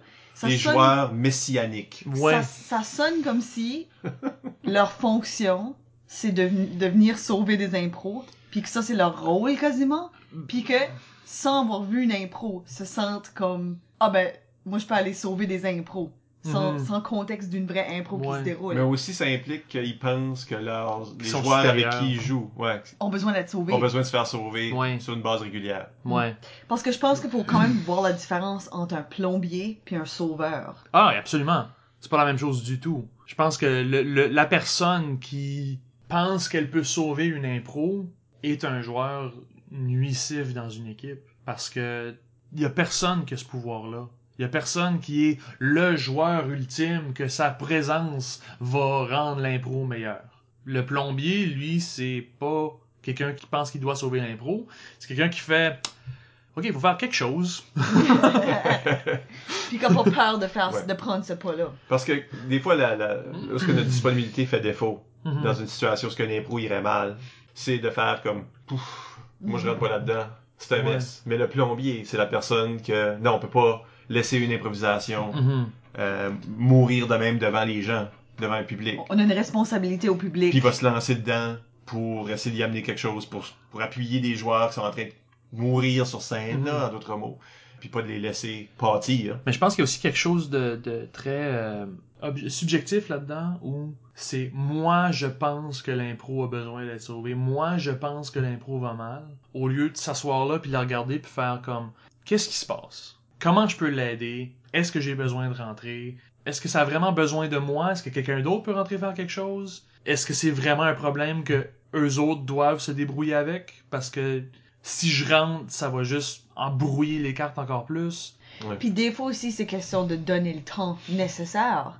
Oui. T'sais, si tu vois une impro qui fait je sais pas, je suis pas sûr, mais que si tu l'aurais laissé un autre 30 secondes, là, les joueurs, il y avait de contact. Là. Ils s'en allaient en quelque part. Les deux savaient que ça allait en quelque part. Mais on voit aussi souvent le problème quand aussitôt qu'on a un obstacle, il y a des joueurs qui cherchent à le résoudre tout de suite. Ouais, ça j'allais dire. Au lieu de dealer avec, c'est comme non, j'ai pas d'argent. Tiens, j'ai 5000 pièces. Ou non, la porte est barrée. Mais je vais casser la fenêtre puis l'ouvrir. OK, mais on peut-tu explorer le problème de la porte barrée pendant 10 secondes, 20 secondes? Juste, il donner une chance de vivre. Ouais. Ben, je pense que quand t'es un troisième joueur, puis quand tu rentres comme un troisième joueur, faut que tu comprennes la différence entre bâtir une histoire puis juste broder une série de péripéties. Parce que si toi, tu vois l'impro comme juste une série de péripéties, puis tu vois qu'ils sont en train de prendre du temps sur un élément comme ça, sur une porte barrée, qu'est-ce qu'on va faire, comme ça peut être intéressant, ça. Mais quelqu'un qui le voit juste comme faut que de quoi se passe tout de suite, faut qu'il y ait une affaire, va rentrer, interrompre ce moment-là. Ben, le mot histoire est clé pour faire référence à la porte. C'est comme une affaire où quand on parle de construction, on parle d'écriture. Si tu sais pas comment écrire une histoire, ou lire une histoire, dans le fond, parce que si t'es troisième joueur, t'as pas encore rentré, là. Il faut que tu te dises, qu'est-ce que l'histoire a besoin? Pas qu'est-ce que les joueurs ont besoin. Tu sais, pas que, comme ces personnages-là ont un problème à résoudre. Qu'est-ce qu'ils ont besoin pour résoudre le problème? Non. Toi, t'es pas là pour résoudre le problème, parce que le problème, c'est ça... C'est l'histoire. C'est ça qui se passe dans le conflit. C'est la motivation de l'impro. Si tu rentres leur amener la solution, Fini. Ben, l'impro est fini, puis il reste 1 minute. C'est ça. Surtout, faut que tu penses pas qu'est-ce que les personnages ont besoin, puis de trouver une solution à ça, c'est qu'est-ce que l'histoire a besoin. En réalité, ta job, c'est de trouver d'autres problèmes.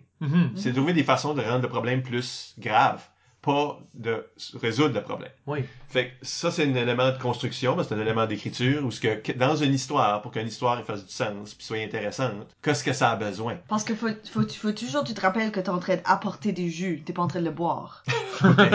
C'est ça. C'est un gros pique-nique, puis on amène du Kool-Aid. C'est ça. Mais tu sais, parce que si tu rentres, puis ta contribution, c'est juste boire tout le jus, puis le décoller, ben là, tu les laisses avec rien, t'as résolu le problème, puis là, ils ont rien. Ils sont juste du monde debout, là. Puis là, ils ont plus d'idées. Puis là, c'est là où on a les moments magiques où l'impro est fini, puis l'arbitre fait 30 secondes. Puis tout le monde rit. 2 minutes. C'est ça. Oui. Fait que comme là, comme j'ai dit conflit, mais qu'est-ce qui sont les choses que le troisième joueur potentiel devrait être en train de penser à injecter dans l'impro? Ben, ça dépend. Parce que c'est pas nécessairement le conflit. Non, mais c'est ça. Il y a 3 moteurs possibles dans une impro. Il y a un personnage qui, tu sais, soit que l'impro est vraiment basé sur un personnage, puis sa vie, puis qu'est-ce que lui vit en ce moment. Là, en tant que troisième joueur, il faut que tu amènes des choses au personnage. Faut que tu bâtisses le personnage au lieu de bâtir nécessairement qu'est-ce qui se passe autour de lui. Il faut que tu lui donnes des émotions, des opportunités à faire quelque chose, à vivre quelque chose. Ça peut être aussi simple que, mettons qu'on a un personnage qui est tout seul dans la pluie, dans la rue, puis qui est en train de détester sa vie, en train d'attendre l'autobus. Le troisième joueur peut tout simplement rentrer faire un automobiliste qui splash. Ça, maintenant, ça lui donne une autre chose à dealer avec. Il est triste, il est tout seul, puis maintenant il est mouillé. T'sais, on ajoute des qualificatifs à sa vie. Ça, c'est donner la chance aux joueurs, aux moteurs, de présenter ce personnage-là dans d'autres situations. OK. Dans une évolution. Oui, parce que ce qui nous intéresse dans cette impro-là, c'est ce que le personnage vit. C'est le personnage. Qu'est-ce qu'il vit, comment est-ce qu'il deal avec ce qui se passe dans sa vie en ce moment. Fait que si tu rentres faire des éléments trop loin du personnage, on perd un petit peu le focus, puis là, ça devient autre chose. Ça devient plus une impro du personnage, ça devient une impro, il y a un feu dans la banque. C'est pas nécessairement inintéressant, mais on s'éloigne de ce qu'on avait déjà établi. Puis en 3 minutes, moi je pense que c'est important de rester plus épuré, on focus sur une affaire, on l'explore pendant 3 minutes, puis on a quelque chose qui se tient ensemble, que le monde va apprécier. Ça c'est un des moteurs. Oui, le personnage. L'autre, c'est la situation. Ça peut être soit l'environnement ou des péripéties, justement. Tu sais, comme, pense à une impro où ça se passe dans un party, où t'as des petites bribes de conversation, mais un troisième personnage va pouvoir rentrer faire une autre conversation, un autre élément de cette fête-là. On essaie de donner le sentiment au public d'être dans une fête. Fait comment est-ce qu'on fait ça? Ben, OK, oui, il y a une trame à travers toute le party, mais on la voit sous différents angles. Ou justement, du monde qui essaie de passer à travers d'une porte. OK, mais qu'est-ce qui se passe? La police s'en vient. La police s'en vient, on ajoute quelque chose, on ajoute un élément à l'histoire. Mais c'est quand même concentré sur la porte. C'est concentré sur ce qui se passe. C'est ça. Fait que là, on n'est pas en train d'explorer comme l'intérieur des personnages. Non, là. c'est du sitcom. C'est Fred et Isabelle qui sont eux autres mêmes, dans le fond, dans l'impro. Ouais. Puis qui sont en train d'essayer de déverrouiller une porte. C'est ça. Fait que là, c'est qu'est-ce qu'on peut amener. Qu'est-ce qu'on peut amener à cette situation-là? Les personnages sont pas importants. Je veux dire, sont importants dans le sens où ils vont réagir différemment à cette situation-là. Mais vraiment, ce qui nous intéresse, c'est la façon qu'ils vont ouvrir la porte. Okay. Comment est-ce qu'ils vont traverser les péripéties. Puis la troisième chose qui peut motiver une impro, c'est un style. On voit souvent les impros où le monde font des objets, où le monde sont tous en rond, puis ils tournent, puis ils ont chacun leur histoire. Le carrousel. Ce qui est intéressant, c'est le style, c'est la forme de l'impro.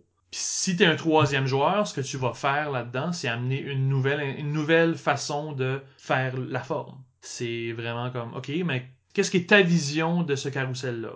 Qu'est-ce que toi tu peux faire qui va marcher différemment dans ce style-là. Mais là, y a-tu un troisième joueur ou est-ce que. Comme qu'est-ce qui arrive là? C'est une troisième intervention. Ah, ok, oui. Fait qu'il n'y a pas de moteur. Il n'y a pas vraiment de moteur, c'est... Dans cet exemple-là. C'est ça. Moi, je veux dire, des fois, il y a d'eau. Ouais, oui. Des fois, il y a comme, tu sais, s'il y a 5 personnes qui tournent en rond, il y a souvent comme 2 personnages qui sont beaucoup plus principaux que les autres. Ouais. Puis les autres sont très Les accessoires. autres font souvent des commentaires par rapport à leur version de... Parce que veut pas, il y a des gens qui vont leader cette idée-là. Puis là, donnent le ton. Puis là, les autres font OK. Mais souvent, ça va être la première personne qui parle dans le carrousel. Ouais. En tant que spectateur, c'est la première personne qu'on voit, donc ça devient le personnage principal. Dans cet exemple. Dans cet exemple-là. Spécifique. Très spécifique. Puis c'est ça, c'est pour ça que, justement, mais comme même dans la manière de tombe dans ça, n'est-ce pas? Oui. Fait que si on est en train de faire du film noir, puis là, le troisième joueur devrait rentrer avec des notions d'atmosphère, des tropes, là. Des tropes de film noir. On construit le film noir. On apporte à cette atmosphère-là plus qu'au personnage ou à la situation. Le but, c'est vraiment de construire le film noir cohérent, puis de faire comme, OK, dans un film noir, femme fatale, tu sais, personnage type. Parce qu'il y a différentes formes de soutien, comme si on dit, on a parlé de conflit, comme amène le conflit, comme dans l'histoire de Porte, là, parce que c'est en train de faire une porte, là, on a besoin d'empiler des problèmes. Tu sais, la police arrive, faut pas se faire voir, il y a quelqu'un dans la maison, finalement. Ouais, quelqu'un du voisinage qui promène son chien, qui fait « Hey, qu'est-ce que vous faites là? » Mais c'est possible aussi que vous avez besoin d'aide, que quelqu'un vient avec, sans régler la situation, quelqu'un est là pour... Un appui additionnel, là. Ouais. Oui. Si vous êtes, pour être troisième joueur, si vous êtes joueur, ça fait partie de la notion, c'est quand c'est assis sur le banc. Faut que t'écoutes. Faut qu'il y ait une écoute active, comme quoi t'allais rentrer, là. Oui, à chaque seconde, t'es sur le bord d'entrée. Qu'est-ce que je peux amener? Est-ce que j'ai besoin d'entrer tout de suite? Est-ce que si je rentre dans 5 secondes, ça va être trop tard? C'est ça. Puis ça se peut que tu rentres jamais. Mais faut que tu sois prêt à peut-être rentrer. Ça, c'est l'affaire qui me tape le plus sur les nerfs au monde. Peut-être pas au monde. En impro. Dans cette conversation. Dans cette conversation, c'est spécifique. C'est exactement ce qu'on discutait, où est-ce que quand tu vois des personnes assises sur le banc qui sont clairement en train de planifier un troisième joueur, puis tout le monde est dos à l'impro, comme ils sont tous huddled ensemble, en train de faire « Ah, ok, on va faire ça, puis on va faire ça », puis ça. Personne n'est en train d'activement regarder l'impro. L'impro aurait pu changer 17 fois. Ils ont juste un caucus pendant, là, Ils ont vu quelque chose qui les a fait penser à quelque chose, qui les a fait parler aux autres, mais là, après, c'est comme... L'impro est plus là. C'est ça, c'est du Charlie Brown, là. Ça, justement, c'est un genre de problème où... Là, ces joueurs-là vont envoyer quelqu'un 15 secondes trop tard dans l'impro était ailleurs, eux autres sont stickés sur quelque chose d'il y a 15 secondes, qui est plus important... Puis là, soudainement, faut qu'on retourne en arrière parce que eux autres ont une proposition à faire par rapport à ça. Ben, cette intervention-là est pas dans l'intérêt de l'impro. Elle aide pas l'impro. Ça, c'est vraiment j'ai eu une idée, je la trouve drôle, je vais aller la partager avec le monde. C'est plus égoïste. Ouais. C'est pas au service du spectacle. C'est pas vrai. C'est pas du tout au service du spectacle, au service des joueurs qui sont là, puis au service de l'impro. Ça, c'est destructif, puis c'est plate parce que souvent, ça a l'air constructif. C'est dur à faire la différence quand t'as pas beaucoup d'expérience. C'est sûr que faire une bonne intervention de troisième joueur, ça devient de plus en plus facile avec l'expérience que t'as parce que tu penses plus vite, t'as des idées plus vite. T'en as vu d'autres. Ouais. Tu peux utiliser ce que t'as vu dans ton background pour... Ben, il y a un élément de réflexe. Oui. Moi, je dirais qu'à un moment donné, tu y penses plus. C'est ça. Mais au début, faut que tu te forces. Mais moi, c'est pour ça que je suis tout le temps en train de vendre l'idée de dire aux gens de regarder des films puis de lire des livres selon leur intérêt. Mais il y en a du monde qui n'ont aucun intérêt dans les deux. Ben, sortez de l'impro. Non, ben parce que si votre job, c'est de raconter des histoires, ben remplissez-vous d'histoires. C'est ça. Puis sans calquer sur les histoires, c'est juste prendre des petits morceaux, juste avoir des idées de ça, c'est de même qu'une histoire s'est faite construite dans ce contexte-là. C'est ça. Pourquoi comme on disait tantôt, les tropes, tu sais, le film noir, ben il y a un crime, il y a un détective, il y a des manières comme particulières. Tu sais, il y a souvent du voice-over, il y a... c'est ça, si tu veux adopter ce style-là, ben faut t'en avoir vu. Faut t'en avoir vu. Évidemment. Mais même dans une impro normale, si tu regardes comment est-ce qu'un film, un sketch, je veux dire, toutes sortes de formes... La construction de quelque chose. De fiction, là. Comme comment est-ce que ça marche? Qu'est-ce qui est l'introduction? Qu'est-ce qui est un milieu? Qu'est-ce qui est une fin? Qu'est-ce qui est un revirement? Qu'est-ce qui a rendu ça intéressant? Il faut que les gens se posent des questions. Mettons que vous regardez une vue, là, vu que ça prend moins de temps que lire un livre, Ouais. à moins que tu es André Basque. Si tu regardes une vue, puis tu dis, j'ai aimé ça, j'ai aimé l'histoire, c'est qu'on regarde l'histoire ici. Parce que tu peux aimer d'autres choses, Oui. puis aller chercher d'autres éléments. J'ai aimé les personnages pour se poser la question pourquoi c'était bon ou pourquoi c'était pas bon.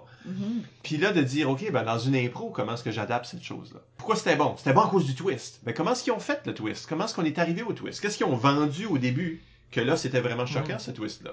Parce qu'en impro, c'est la même idée. Si t'es pour amener un twist, ça peut pas venir de nulle part. Puis comment est-ce que tu le bâtis, que le public est comme vraiment intrigué, puis tout d'un coup, ça arrive. C'est tough amener un twist en impro parce que t'as pas beaucoup de temps. Ben c'est ça. Fait que déjà, il y a d'autres défis. Mais si tu comprends même pas comment écrire une histoire, comment est-ce que tu introduis des personnages, comment est-ce que tu introduis quelque chose, comment est-ce que tu amènes un revirement, comment est-ce que tu... Qu'est-ce qui est Mais aussi- comment vite qu'un conflit est résolu. Mais aussi, tu sais, je trouve que... Tu sais, là, Bruce Willis dans Die Hard, là. Ouais. OK? La situation arrive, puis c'est pas réglé 5 minutes plus tard. Avant la fin, là. Il y a plein d'affaires, puis à chaque fois qu'il essaye de faire quelque chose, Ça marche pas. il y a quelque chose, c'est ça. Soit que ça marche pas, ou qu'il arrive quelque chose de pire, ou que Mhm. le méchant dans l'histoire est aussi smart que lui. Oui. Si t'es dans une impro, puis tu regardes ça, puis tu dis, OK, ben mettons que moi j'étais troisième joueur là-dedans. Mhm. Je serais tel personnage, comme j'utilise Die Hard ici, là. Ouais.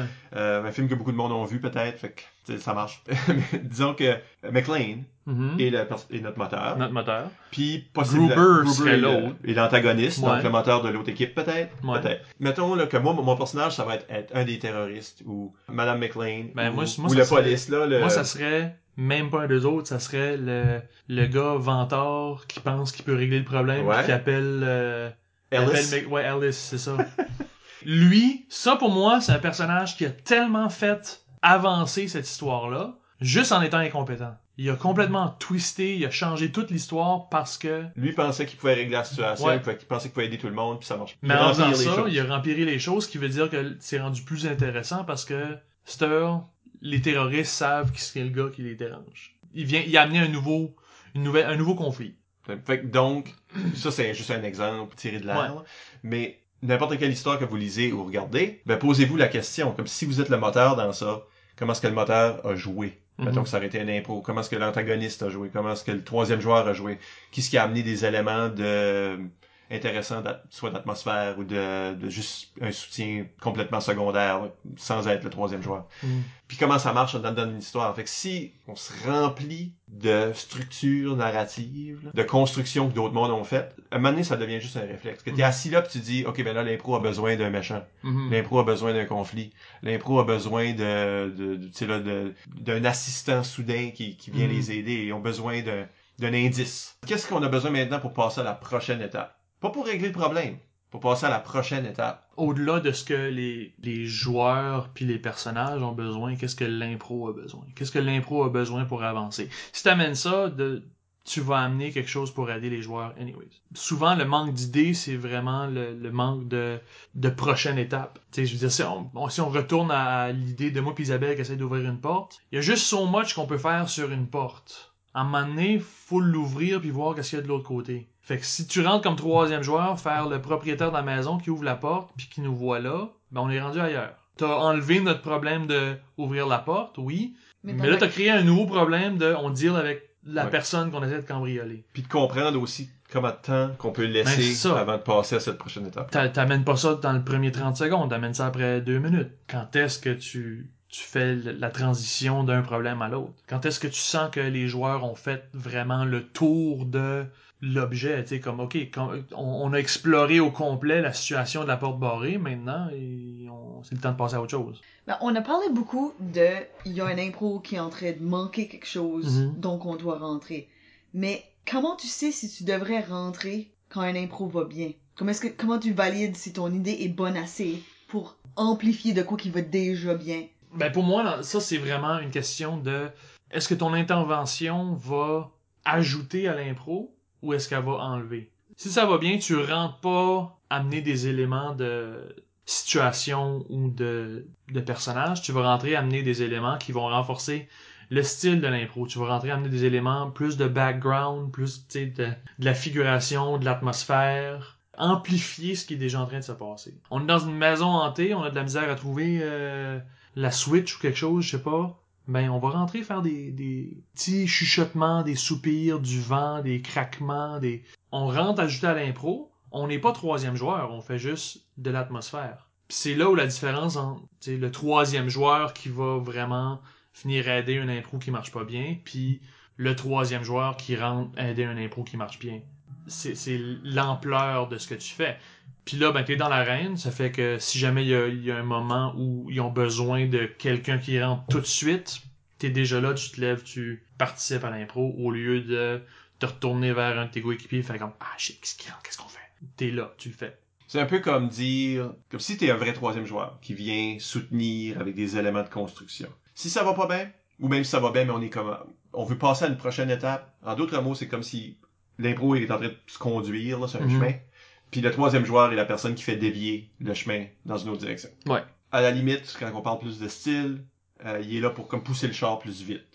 Donc on est sur la même track, mais le troisième joueur vient ajouter plus de vitesse. Oui. Plus de pouvoir. Mais si tout va bien, si tu rentres faire des autres petites choses, vraiment t'es juste en train de garder le chemin clair pour que... T'es en train d'enlever les débris puis patcher les trous. Là. C'est ça. Fait que si on n'a pas besoin de dévier l'histoire, on ne parle pas vraiment de troisième joueur. Non. Ou on devrait pas rentrer... Si ça n'a pas besoin d'être dévié, on devrait pas rentrer la dévier. C'est ça. Ne soyez pas une roche sur une traque de train. C'est ça. Très bien résumé. À ta notion de... Une fois que tu fais ta chose puis va-t'en, on a une question sur Facebook, Isabelle. Oui, de Bernard Fournier. Il aimerait savoir quand une tâche comme troisième joueur est finie puis qu'il faut aller se mettre en position de juste sortir de là. C'est un moment. Ben, quand la tâche est finie. Quand t'as fait ta job. Quand l'effet que tu voulais faire est fait. Si on reprend l'exemple dont on est en train d'ouvrir une porte puis tu rouvres la porte, ben, faut comme que tu restes là parce que maintenant c'est toi l'obstacle. Mais si j'étais une police, là. Si t'es une police, moi je dirais qu'il faut que tu décolles assez vite pour pouvoir revenir. T'es une menace en périphérie de ce qu'on est en train de faire. Fait qu'il faut quand même que tu nous laisses la place pour dealer avec ce que tu viens d'amener. Peut-être revenir plus tard. Viens faire ta présence de police. Maintenant, il y a une police dans l'histoire. Ta job est faite. Tout le monde sait qu'il y a une police dans l'histoire. T'as pas besoin de rester là. T'es là quand même. Ben, je pense qu'on parle beaucoup de laisser une place à respirer au moteur au début de l'impro, mais il faut aussi faire ça pendant l'impro. Oui. Tu sais, justement, comme le policier, tu fais ta présence, donc tu rentres juste, tu les as pas vus, tu t'en vas. Faut que tu laisses cette place-là au moteur à réagir à ça que tu viens d'apporter. Donne-leur cette coupe de... Je pense à une erreur que tu pourrais faire en tant que le police ici, c'est d'arrêter les deux. Ben oui. Puis de les amener en prison. Il faut comprendre qu'est-ce que l'impro raconte. Si l'impro raconte l'histoire de deux personnes qui essaient d'ouvrir une porte qu'ils devraient pas, ben c'est ça l'histoire. Je peux pas vous amener ailleurs. Parce que là, la porte est pas. Parce que là, on a passé, mettons, 1 minute et demie à établir qu'il y a quelque chose d'intéressant en arrière de la porte, puis on le verra jamais. Tu sais, fait que moi, c'est encore la même erreur, si on veut d'essayer de régler des problèmes, c'est de dire... C'est pour ça que moi je parle beaucoup en termes d'histoire, puis j'aime qu'on parle de construction, parce que ton personnage, là, il y a du monde qui ont l'air à penser, dans la façon qu'ils jouent, que leur personnage est sacré. Que whatever qui arrive, c'est ça qui arriverait au personnage, puis le personnage réagit comme le personnage réagirait. Absent toute notion de structure narrative. Fait que la police arrive, ben oui, il va arrêter ce monde-là. Vous êtes pas bien caché, il y a rien dans l'arène pour vous cacher. Il peut décider facilement de vous trouver, puis là de vous amener, parce que c'est ça que mon personnage ferait. Ça, c'est une erreur en termes de construction, parce que on s'en sac qu'est-ce que ton personnage vivrait, qu'est-ce qui est son rôle dans l'histoire, puis dans l'histoire, qui est à propos d'ouvrir une porte, son rôle ne peut pas être arrêter l'histoire. Son rôle, c'est d'ajouter du danger à ouvrir la porte. Donc, il doit se laisser déjouer. Oui. Puis la seule alternative, c'est aussi de comprendre, comme tu sais, qu'est-ce qui arrive s'il arrête une des personnes, puis pas les deux. Comme voir les différentes options que son personnage peut apporter. Faire comme, je rentre puis je vais les arrêter. Mais il y a une grosse différence sur l'histoire. Faire ça versus arrêter une des personnes. Ne pas les voir du tout. Comme faut voir toutes les options puis la choisir la plus intéressante. Peut-être qu'il est même pas là pour la porte en tout. Non, c'est ça. Peut-être qu'il vit là. Tu sais, il vit au côté. C'est son appartement. Cacher une police range. Mais tu sais, il arrête une des personnes, il la porte en prison, l'autre personne essaie de le sauver, il put devant une porte barrée. Puis vraiment... Puis tu sais, tu recommences ça. Ouais. C'est beau de voir les options qui sont présentées, pas juste focuser sur une affaire que ton ça implique quelque chose que je veux comme questionner. Là. Parce que si je suis un troisième joueur, puis que je rentre, je fais ma chose avec l'intention de, une fois que ma tâche est faite, je m'en vais. Ça implique que mon idée est toute faite A à Z, que j'ai un but spécifique en rentrant. Je rentre pas juste là, je rentre, puis je sais que j'ai une tâche et j'accomplis ma tâche, give or take. Ouais. Puis là, je décolle parce que je savais exactement qu'est-ce qui était ma tâche. J'ai rentré mécaniquement faire quelque chose. C'est plus de l'impro, là.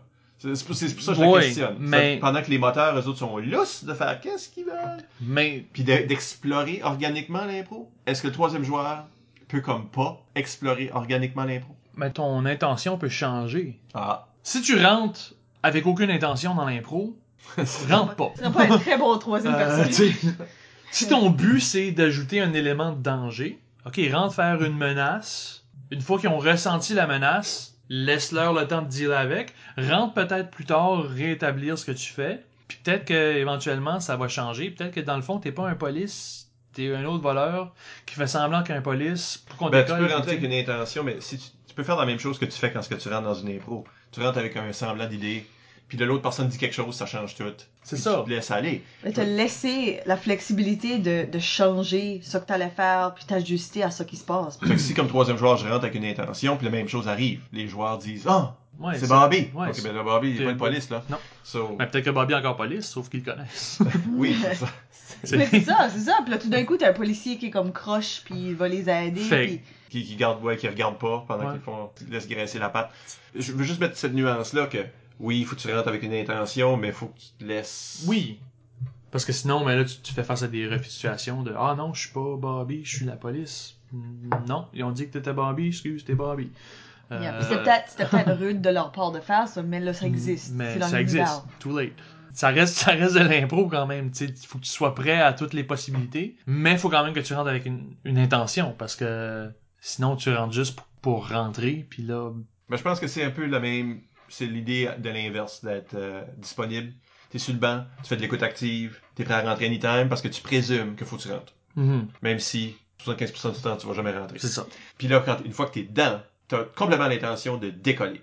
Tu sais Oui. que tu décolles. C'est tout ce que tu sais, c'est que maintenant, il faut que tu décolles. Que C'est tu pas décolleras touché. pas. Mais... Ce n'est pas ton histoire. Mhm. Maintenant, il faut que tu décolles. C'est ça. T'attends juste le moment qu'il faut que tu décolles. Fait que t'es tout le temps attentif à ça. Puis je pense que là, tu viens vraiment le dire, c'est pas ton histoire. Quand tu rentres en tant que troisième joueur, c'est pas ton histoire, c'est l'histoire des moteurs. Fait que tu leur laisses la place, tu les laisses shiner, mais t'es là pour les aider, puis aussitôt qu'ils ont plus besoin de toi, tu t'en vas. Tu C'est- trouves une raison. Ouais, la C'est scène, poussé. la scène a changé. Ouais. Ben, c'est probablement pour ça que le plombier est comme un des meilleurs troisième joueurs, parce que ça suppose qu'un plombier a pas l'ego de vouloir rester, qui est complètement au service de ce qui se passe, puis qui reconnaît mon travail est fini, je m'en vais. Puis comme tu dis, des fois faut que tu restes là jusqu'à la fin parce que c'est ça qui est arrivé, puis tu sais, t'avais l'intention de partir, mais là la situation fait qu'il faut que tu restes là. On est loin de ces awkward bouts là, jusque comme le monde comme réalise soudainement qu'il aurait dû décoller avant.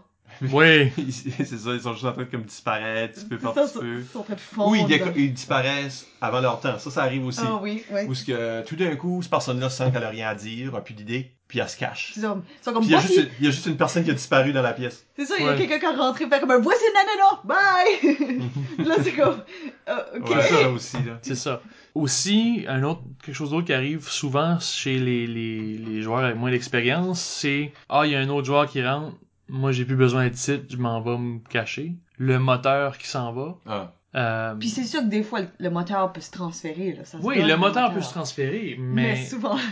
Mais dans l'exemple, idéalement, tu dis non. c'est que, tu sais, on a investi 1 minute et demie dans ce moteur-là, mais ça ne tente pas de passer l'autre minute et demie à m'investir dans un autre moteur qui est juste rentré livrer une pizza. Très tôt, réaliser, c'est l'histoire de qui Mhm. et c'est l'histoire de quoi. Qu'est-ce qu'on raconte? Parce que tout ce que vous êtes obligé d'amener en tant que troisième joueur, ou même en tant que moteur, finalement, doit être à l'appui de ces choses-là. Le thème, c'est le titre du film. L'histoire est à propos de ces personnages-là qui sont les moteurs, qui ont rentré en premier, et est à propos de la situation qu'ils ont établie. Ben penses-tu qu'on vient de peut-être répondre un peu la question à Elise Amel sur Twitter?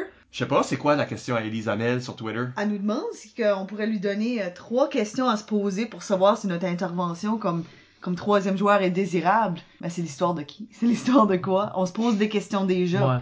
Ben, c'est Est-ce que ça que je vais contribuer fait en sorte que là, moi, je suis trop un personnage important, je suis en train d'enlever à l'histoire. Ben, je de ma pense que personne? si on le retourne aux 3 sortes Ouais. d'impro que Fred disait tantôt, C'est l'histoire de qui? Le personnage. Mhm. C'est l'histoire de quoi? C'est la situation. Puis, quelle sorte d'histoire que c'est? C'est ça que je dirais qui est la Ouais. troisième. Quelle sorte d'histoire que c'est? Ça joue sur le style. So, une histoire de même, ça a besoin de ces choses-là. Une romance, ça n'a pas besoin d'une scène d'action tout d'un coup. Et là, ça, c'est supposé te donner des raisons d'embarquer parce que ça a besoin de soit des archétypes Ou des raisons de pas embarquer. ou des raisons de pas Parce embarquer. que tu veux pas être contre ton non plus. C'est ça. Là, on fait cette référence-là là, d'être la personne dans une tragédie grecque qui est pas du tout Tragique. grecque. Et Grec ni tragique. C'est ça.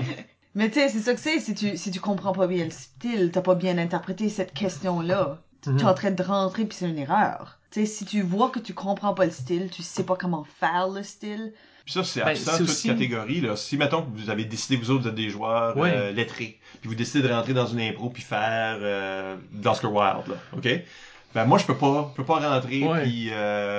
Comme stop guys, c'est ça, là. Je peux pas être un cool bro Non. qui rentre dans votre dans une dans battle votre wits. comédie du C'est 19e ça. siècle, là. Ben, pour moi, l'impro qui me vient en tête quand je pense à une impro avec un style spécifique, une forme spécifique, c'est l'impro que vous avez fait les impromptus aux zèbres il y a 2 ans, ou quand vous avez inversé l'horizontale puis la verticale, quand vous étiez couché, vous étiez debout, puis quand vous étiez debout, vous étiez couché. Ouais, c'est Dessian. Ouais, Essiam faisait ça. Essiam a fait ça. Mhm. Mais les interventions des autres joueurs dans cette impro-là étaient plus une exploration du style. Tu sais, c'était plus faire comme, OK, ben, qu'est-ce que ça a l'air si j'ai une montgolfière là-dedans? Qu'est-ce que ça a l'air si je rentre faire ça? Visuellement, comment est-ce que je fais ça? Exploiter au maximum. Exploiter le au concept. maximum le concept, notre style. Fait que, tu sais, si on fait un Oscar Wilde, ben, justement, le cool bro, comment est-ce qu'il agit dans un Oscar Wilde? Comment est-ce que tu fais un cool bro dans un Oscar Wilde? Puis c'est là que tu pousses le style dans une autre direction où, OK, tu parles différemment, mais t'as le même archétype du cool bro du 21e siècle. Qui est pas mais- mal les personnages d'Oscar Wilde. là, Oui, c'est pas c'est ça, mais Algernon, pis ça. c'est ça. qu'ils sont, mais... C'est ça. ouais. Fait que Mais tant que c'est fait de façon très consciente. c'est Parce ça. qu'ici, on sous-entend que quelqu'un veut activement faire un effet. Si t'as juste rentré puis tu le fais tout croche parce que tu Ben, comprends pas le style, si- puis si- t'as pas pris le temps de Si regarder je suis- l'impro. Si je suis un cool bro du 21e siècle, qui rentre dans une situation du 19e siècle, tu sais, là, comme ça. Mais c'est ça l'impro. Là, je suis le moteur, là. Je suis pas le troisième joueur, je suis le moteur. Mhm. Ouais, Puis ce temps-là, c'est on a peut-être mis une situation, mais le moteur est pas encore rentré. Le moteur rentre plus tard. Puis là, c'est une réaction entre comme l'absurdité d'un personnage moderne dans une situation historique. Ça, c'est autre chose. Mhm. Mais si je rentre, si vous êtes en train de... C'est l'histoire de... Tu sais là, l'oracle, la Delphi, quelque chose qui se passe. Puis là, quelqu'un rentre parce qu'il a envie de rentrer ou parce qu'il pense qu'il devrait rentrer. Ou Oh, parce il y a que- une idée, mais il sait pas comment l'exploiter avec Puis là- le ton. Puis là, c'est ça qui brise le ton. So, en d'autres mots, quelle sorte d'histoire que c'est? Mhm. Parce que si vous êtes pour rentrer, vous devez rentrer dans ce ton-là. Vous devez vous enligner avec les besoins du style.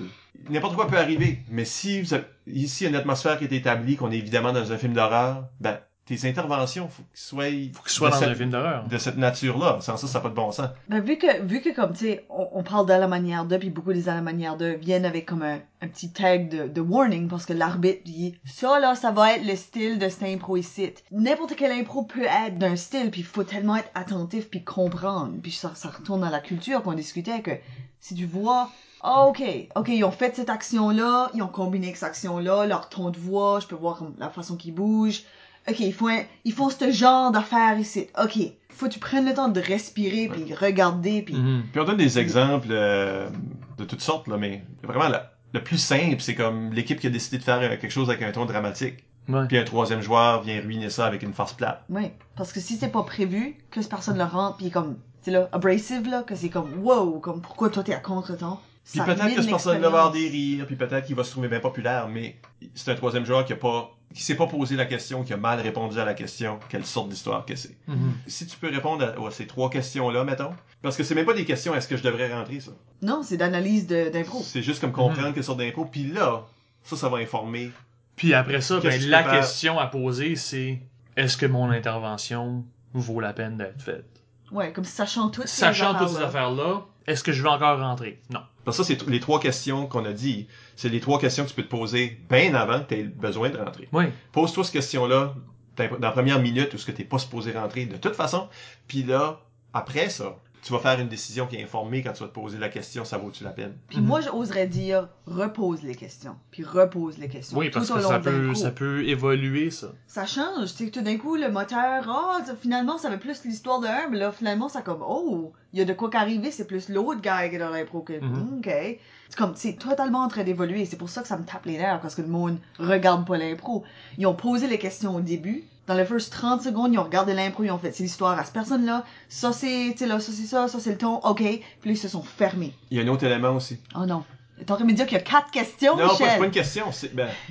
Non, c'est juste un élément technique qu'on voit comme des erreurs se faire, mais en mixte. En comparé, ton équipe joue ensemble, fait que c'est pas de problème. En mixte, ton intervention de troisième joueur, elle devrait être une interaction. Si elle peut pas être une interaction avec les deux joueurs, elle doit être une interaction avec le joueur de l'autre équipe. Oui. Parce que ça, c'est une erreur commune. Fait que si ton idée marche rien que si tu parles aux joueurs uniquement de ton équipe, ben là... C'est ça. Si tu peux juste être tu sais, là, le meilleur ami de ton propre joueur, et donc tu vas rentrer là, puis le prendre de côté, puis dire des affaires, puis pendant ça, là, l'autre joueur peut rien... Non. Fait que ton idée, elle vaut rien. Elle s'applique juste pas dans ce contexte. C'est ça. Tu la fais pas. Je care pas si ça aide l'impro. Trouve une façon de faire ton idée. Trouve un twist de le faire avec l'autre joueur ou rentre pas. T'es le meilleur ami de l'autre joueur. Tu peux être le meilleur ami du joueur de ton équipe, mais il faut que tu t'interagisses interagisses avec uniquement l'autre. avec C'est l'autre ça. joueur. Ça, c'est une erreur commune qu'on voit chez les jeunes joueurs. Surtout parce que ils sont tellement habitués de jouer ensemble. Ils sont inconfortables avec les joueurs des autres équipes. Ils sont juste confortables avec leurs propres joueurs. Ils gravitent vers leurs propres joueurs. Ils regardent leurs propres joueurs. Ils parlent à leurs propres joueurs. C'est comme une erreur commune. Je pense aussi une erreur commune de rentrer trop de monde trop vite, c'est la définition de c'est quoi un statisme. Le monde pense que s'il y a rien qui se passe physiquement, l'impro est statique. Si on résolue pas le problème, l'impro est statique. S'il y a pas de problème, l'impro est statique. Tandis que justement, si on regarde les 3 questions, c'est quoi, c'est à propos de qui, qu'est-ce qui se passe, puis c'est quoi le ton, on peut remarquer que, ok, oui, c'est une personne qui est assise sur le bord de la rue, il fait rien, mais c'est pas grave parce que l'histoire, c'est à propos de son développement personnel intérieur, ça fait qu'il y a une progression. Pas besoin de rentrer faire de l'action. Ouais. C'est comme j'aime dire, moi, je voudrais qu'on fasse plus de portraits. Ben écoute, si on fait des portraits... Au lieu des récits. C'est comme quand, je me souviens que quand on était à la petite école, il y a 2 sortes de fiction, il y a 2 sortes d'histoires. Le récit ou le portrait. J'ai jamais vu ça à l'université après, fait que ça peut être bogus. Pas vrai. Peut-être une réduction, une simplification. Mais oui, des fois, c'est pas à propos de l'histoire, c'est à propos d'autres choses, comme tu disais. Puis je trouve que c'est le devoir de l'arbitre aussi de voir ça. L'arbitre va encourager ces sortes d'impro-là, puis valoriser le fait que... Moi, je pense que en tant qu'arbitre, on donne pas assez de décrochage pour du monde qui détonne du style de l'impro. Ouais, ou au moins un refus de situation. Quelque chose. Une conclusion selon quelle sorte d'interaction. Pas assez? Ok, ben 5 ça je donne. Ok. À partir de ce moment. Écoute, les Parfait. impros. On se donne. Parfait. Ben, moi, une problématique que j'ai qu'en rapport avec les 3e joueurs, c'est le joueur qui rentre d'un bar, mais pour que son idée marche, ou, par peur, va chercher un joueur de l'autre équipe pour compléter son idée. Ah oui, dédoublant. Faire le petit rentre, puis là, après ça, ils vont se parler, parce que là, c'est la même affaire que tantôt, là. Si t'es plus en train d'écouter l'impro, parce que t'es en train de parler de ton idée avec quelqu'un qui est même pas sur ton banc. Non, c'est ça. Puis là, ils rentrent, puis ils sont 2 de la même personne. Ouais. C'est ça. Puis moi, j'oserais dire que même quand ils sont pas 2 de la même personne, on set up trop d'impro jusqu'à des parents viennent, puis là, qu'on est obligé d'aller chercher. Au moins, là, l'impro nous a donné un petit peu une idée qui ce qu'on a besoin, pis ça coupe dans le caucus dans le coin, là. Mais comme, peux-tu juste avoir une personne qui arrive à la parler? Comme, des fois c'est nécessaire, mais je trouve que quand ce que 2 personnes rentrent dans l'impro pour être le 3e joueur, on n'est pas toutes sur la même longueur d'onde nécessairement. On sait pas qu'est-ce qu'on veut contribuer. Les 2 personnes maintenant prennent beaucoup de place parce qu'il y a 2 autres personnes qui parlent dans l'impro. Il me semble que c'est dur à partir aussi si t'es 2 toutes d'un coup. Moi, j'ai toujours trouvé ça très rude, d'une part, parce que ça force. moi, j'ai une idée. Puis des fois, ils ont même pas d'idée. Ils veulent juste rentrer, fait qu'ils font quelque chose. En tout cas. Mais mettons, moi, j'ai une idée. Je te force à rentrer, je te force à suivre mon idée. Puis, fait qu'évidemment, c'est moi qui ai le point, là, dans l'histoire. Ben, c'est que t'enlèves un joueur du banc de l'autre équipe. T'enlèves une contribution à leur... Puis eux autres, toi, ton banc sait qu'est-ce qui va se passer. Ouais. Parce qu'ils t'ont envoyé. Mais l'autre banc a aucune idée. Ils ont envoyé un joueur blind qui sera peut-être même pas d'un rôle qu'eux autres approuveraient. Non, c'est ça, peut-être une mauvaise idée. On sait pas si c'est une bonne idée. C'est habituellement une mauvaise idée. Puis tu sais, quand c'est un dédoublement, c'est encore plus tannant parce que là, t'as 2 personnes pour accomplir une affaire. Au-delà de ça, moi, je je trouve qu'on entre des fois trop de personnages qui sont là physiquement. Par exemple, justement, t'as dit on rentre les parents, mais les parents viennent physiquement. On a un joueur physique qui vient faire le parent. Au lieu de se mettre en position neutre dans un coin et faire « Hey Justine, là, tu fais du bruit, maman aime pas ça! » On crowd moins la reine, on rentre le même point, on rentre l'idée qu'il y a un parent, il y a un danger, il y a un conflit extérieur. Mais on n'a pas une personne debout dans l'arène qui empêche le moteur de prendre de l'espace ou de... Parce qu'une fois que t'es rentré, t'es là. Mhm. Puis Faut ça se peut. Là, faut que tu trouves une raison pour sortir. Oui. Mais si tu rentres juste faire une voix off, C'est t'as pas déjà- de raison de sortir, t'as tout établi ce que tu veux rentrer, mais t'es pas là physiquement, ça fait que t'as pas T'es besoin de déjà en sortir. position neutre, t'as pas besoin de trouver une raison de partir. Puis ce qu'Isabelle essaye de te tuer aussi, c'est l'idée de... C'est le mythe d'une parité Mhm. mathématique. Que s'il y a 2 joueurs d'une équipe dans l'arène, il faut qu'il y ait 2 joueurs de l'autre équipe. Ça, c'est pas fair. Ouais. Ça, c'est débalancé. Puis ça- Moi, j'ai vu du monde gagner un impro tout seul contre 6, là. Ben oui. Ouais, ouais. Ça n'a pas rapport. Qu'est-ce qu'on a besoin? On n'a pas besoin de 3-3, 4-4, 5-5. Mais c'est tout le temps même. Aussitôt que tu as rentré un joueur, parce que si tu rentres pas avec l'autre, là, comme ça, tu as juste rentré faire quelque chose, tu peux être sûr, dans des certains contextes d'impro, là, que 20 secondes plus tard, il y a quelqu'un de l'autre équipe qui va rentrer. Mhm. Il y a des coachs qui semblent penser que mathématiquement, ils peuvent juste gagner le point, parce que je vais réduire ça à ça, parce qu'il n'y a pas de bonne raison D'envoyer, de crowder l'impro. narrative. La seule raison, c'est eux autres ont rentré plus de monde, nous autres, il faut rentrer le même montant de monde. Sans ça, je sais pas, on perd le point parce qu'on a un désavantage numérique. Il n'y a jamais personne qui a scoré en désavantage numérique, apparemment, Fred. Mhm. Je sais, c'est weird. Mais je suis complètement d'accord parce que moi,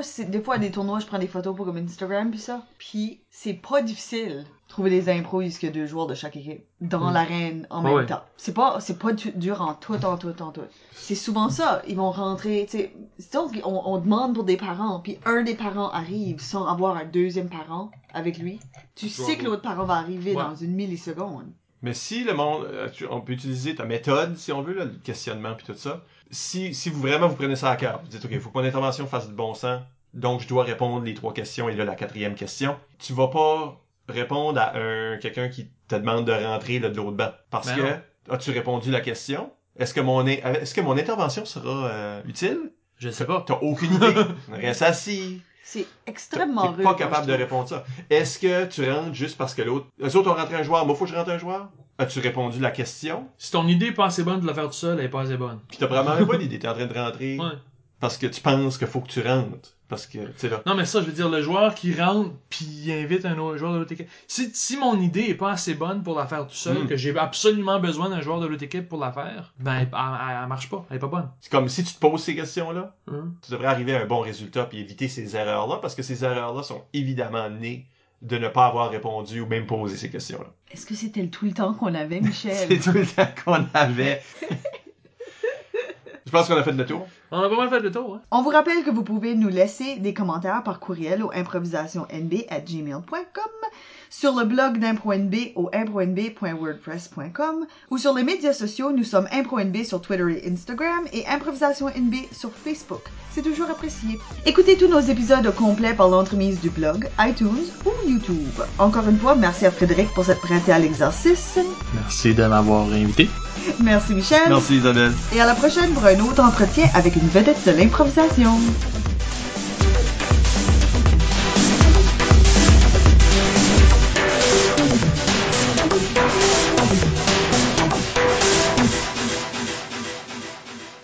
Alexandre Hébert demande, est-ce que Bébert, ça c'est lui, a été un meilleur coloc avec toi ou Johnny Thibodeau? Ah, j'ai jamais été coloc avec Johnny Thibodeau, ça fait que Johnny Thibodeau. Mais en plus, la question est probablement, vraiment, Est-ce que lui a été meilleur est-ce que avec- lui est un meilleur coloc avec toi ou Johnny? Ben, I don't know. ça n'a pas de sens.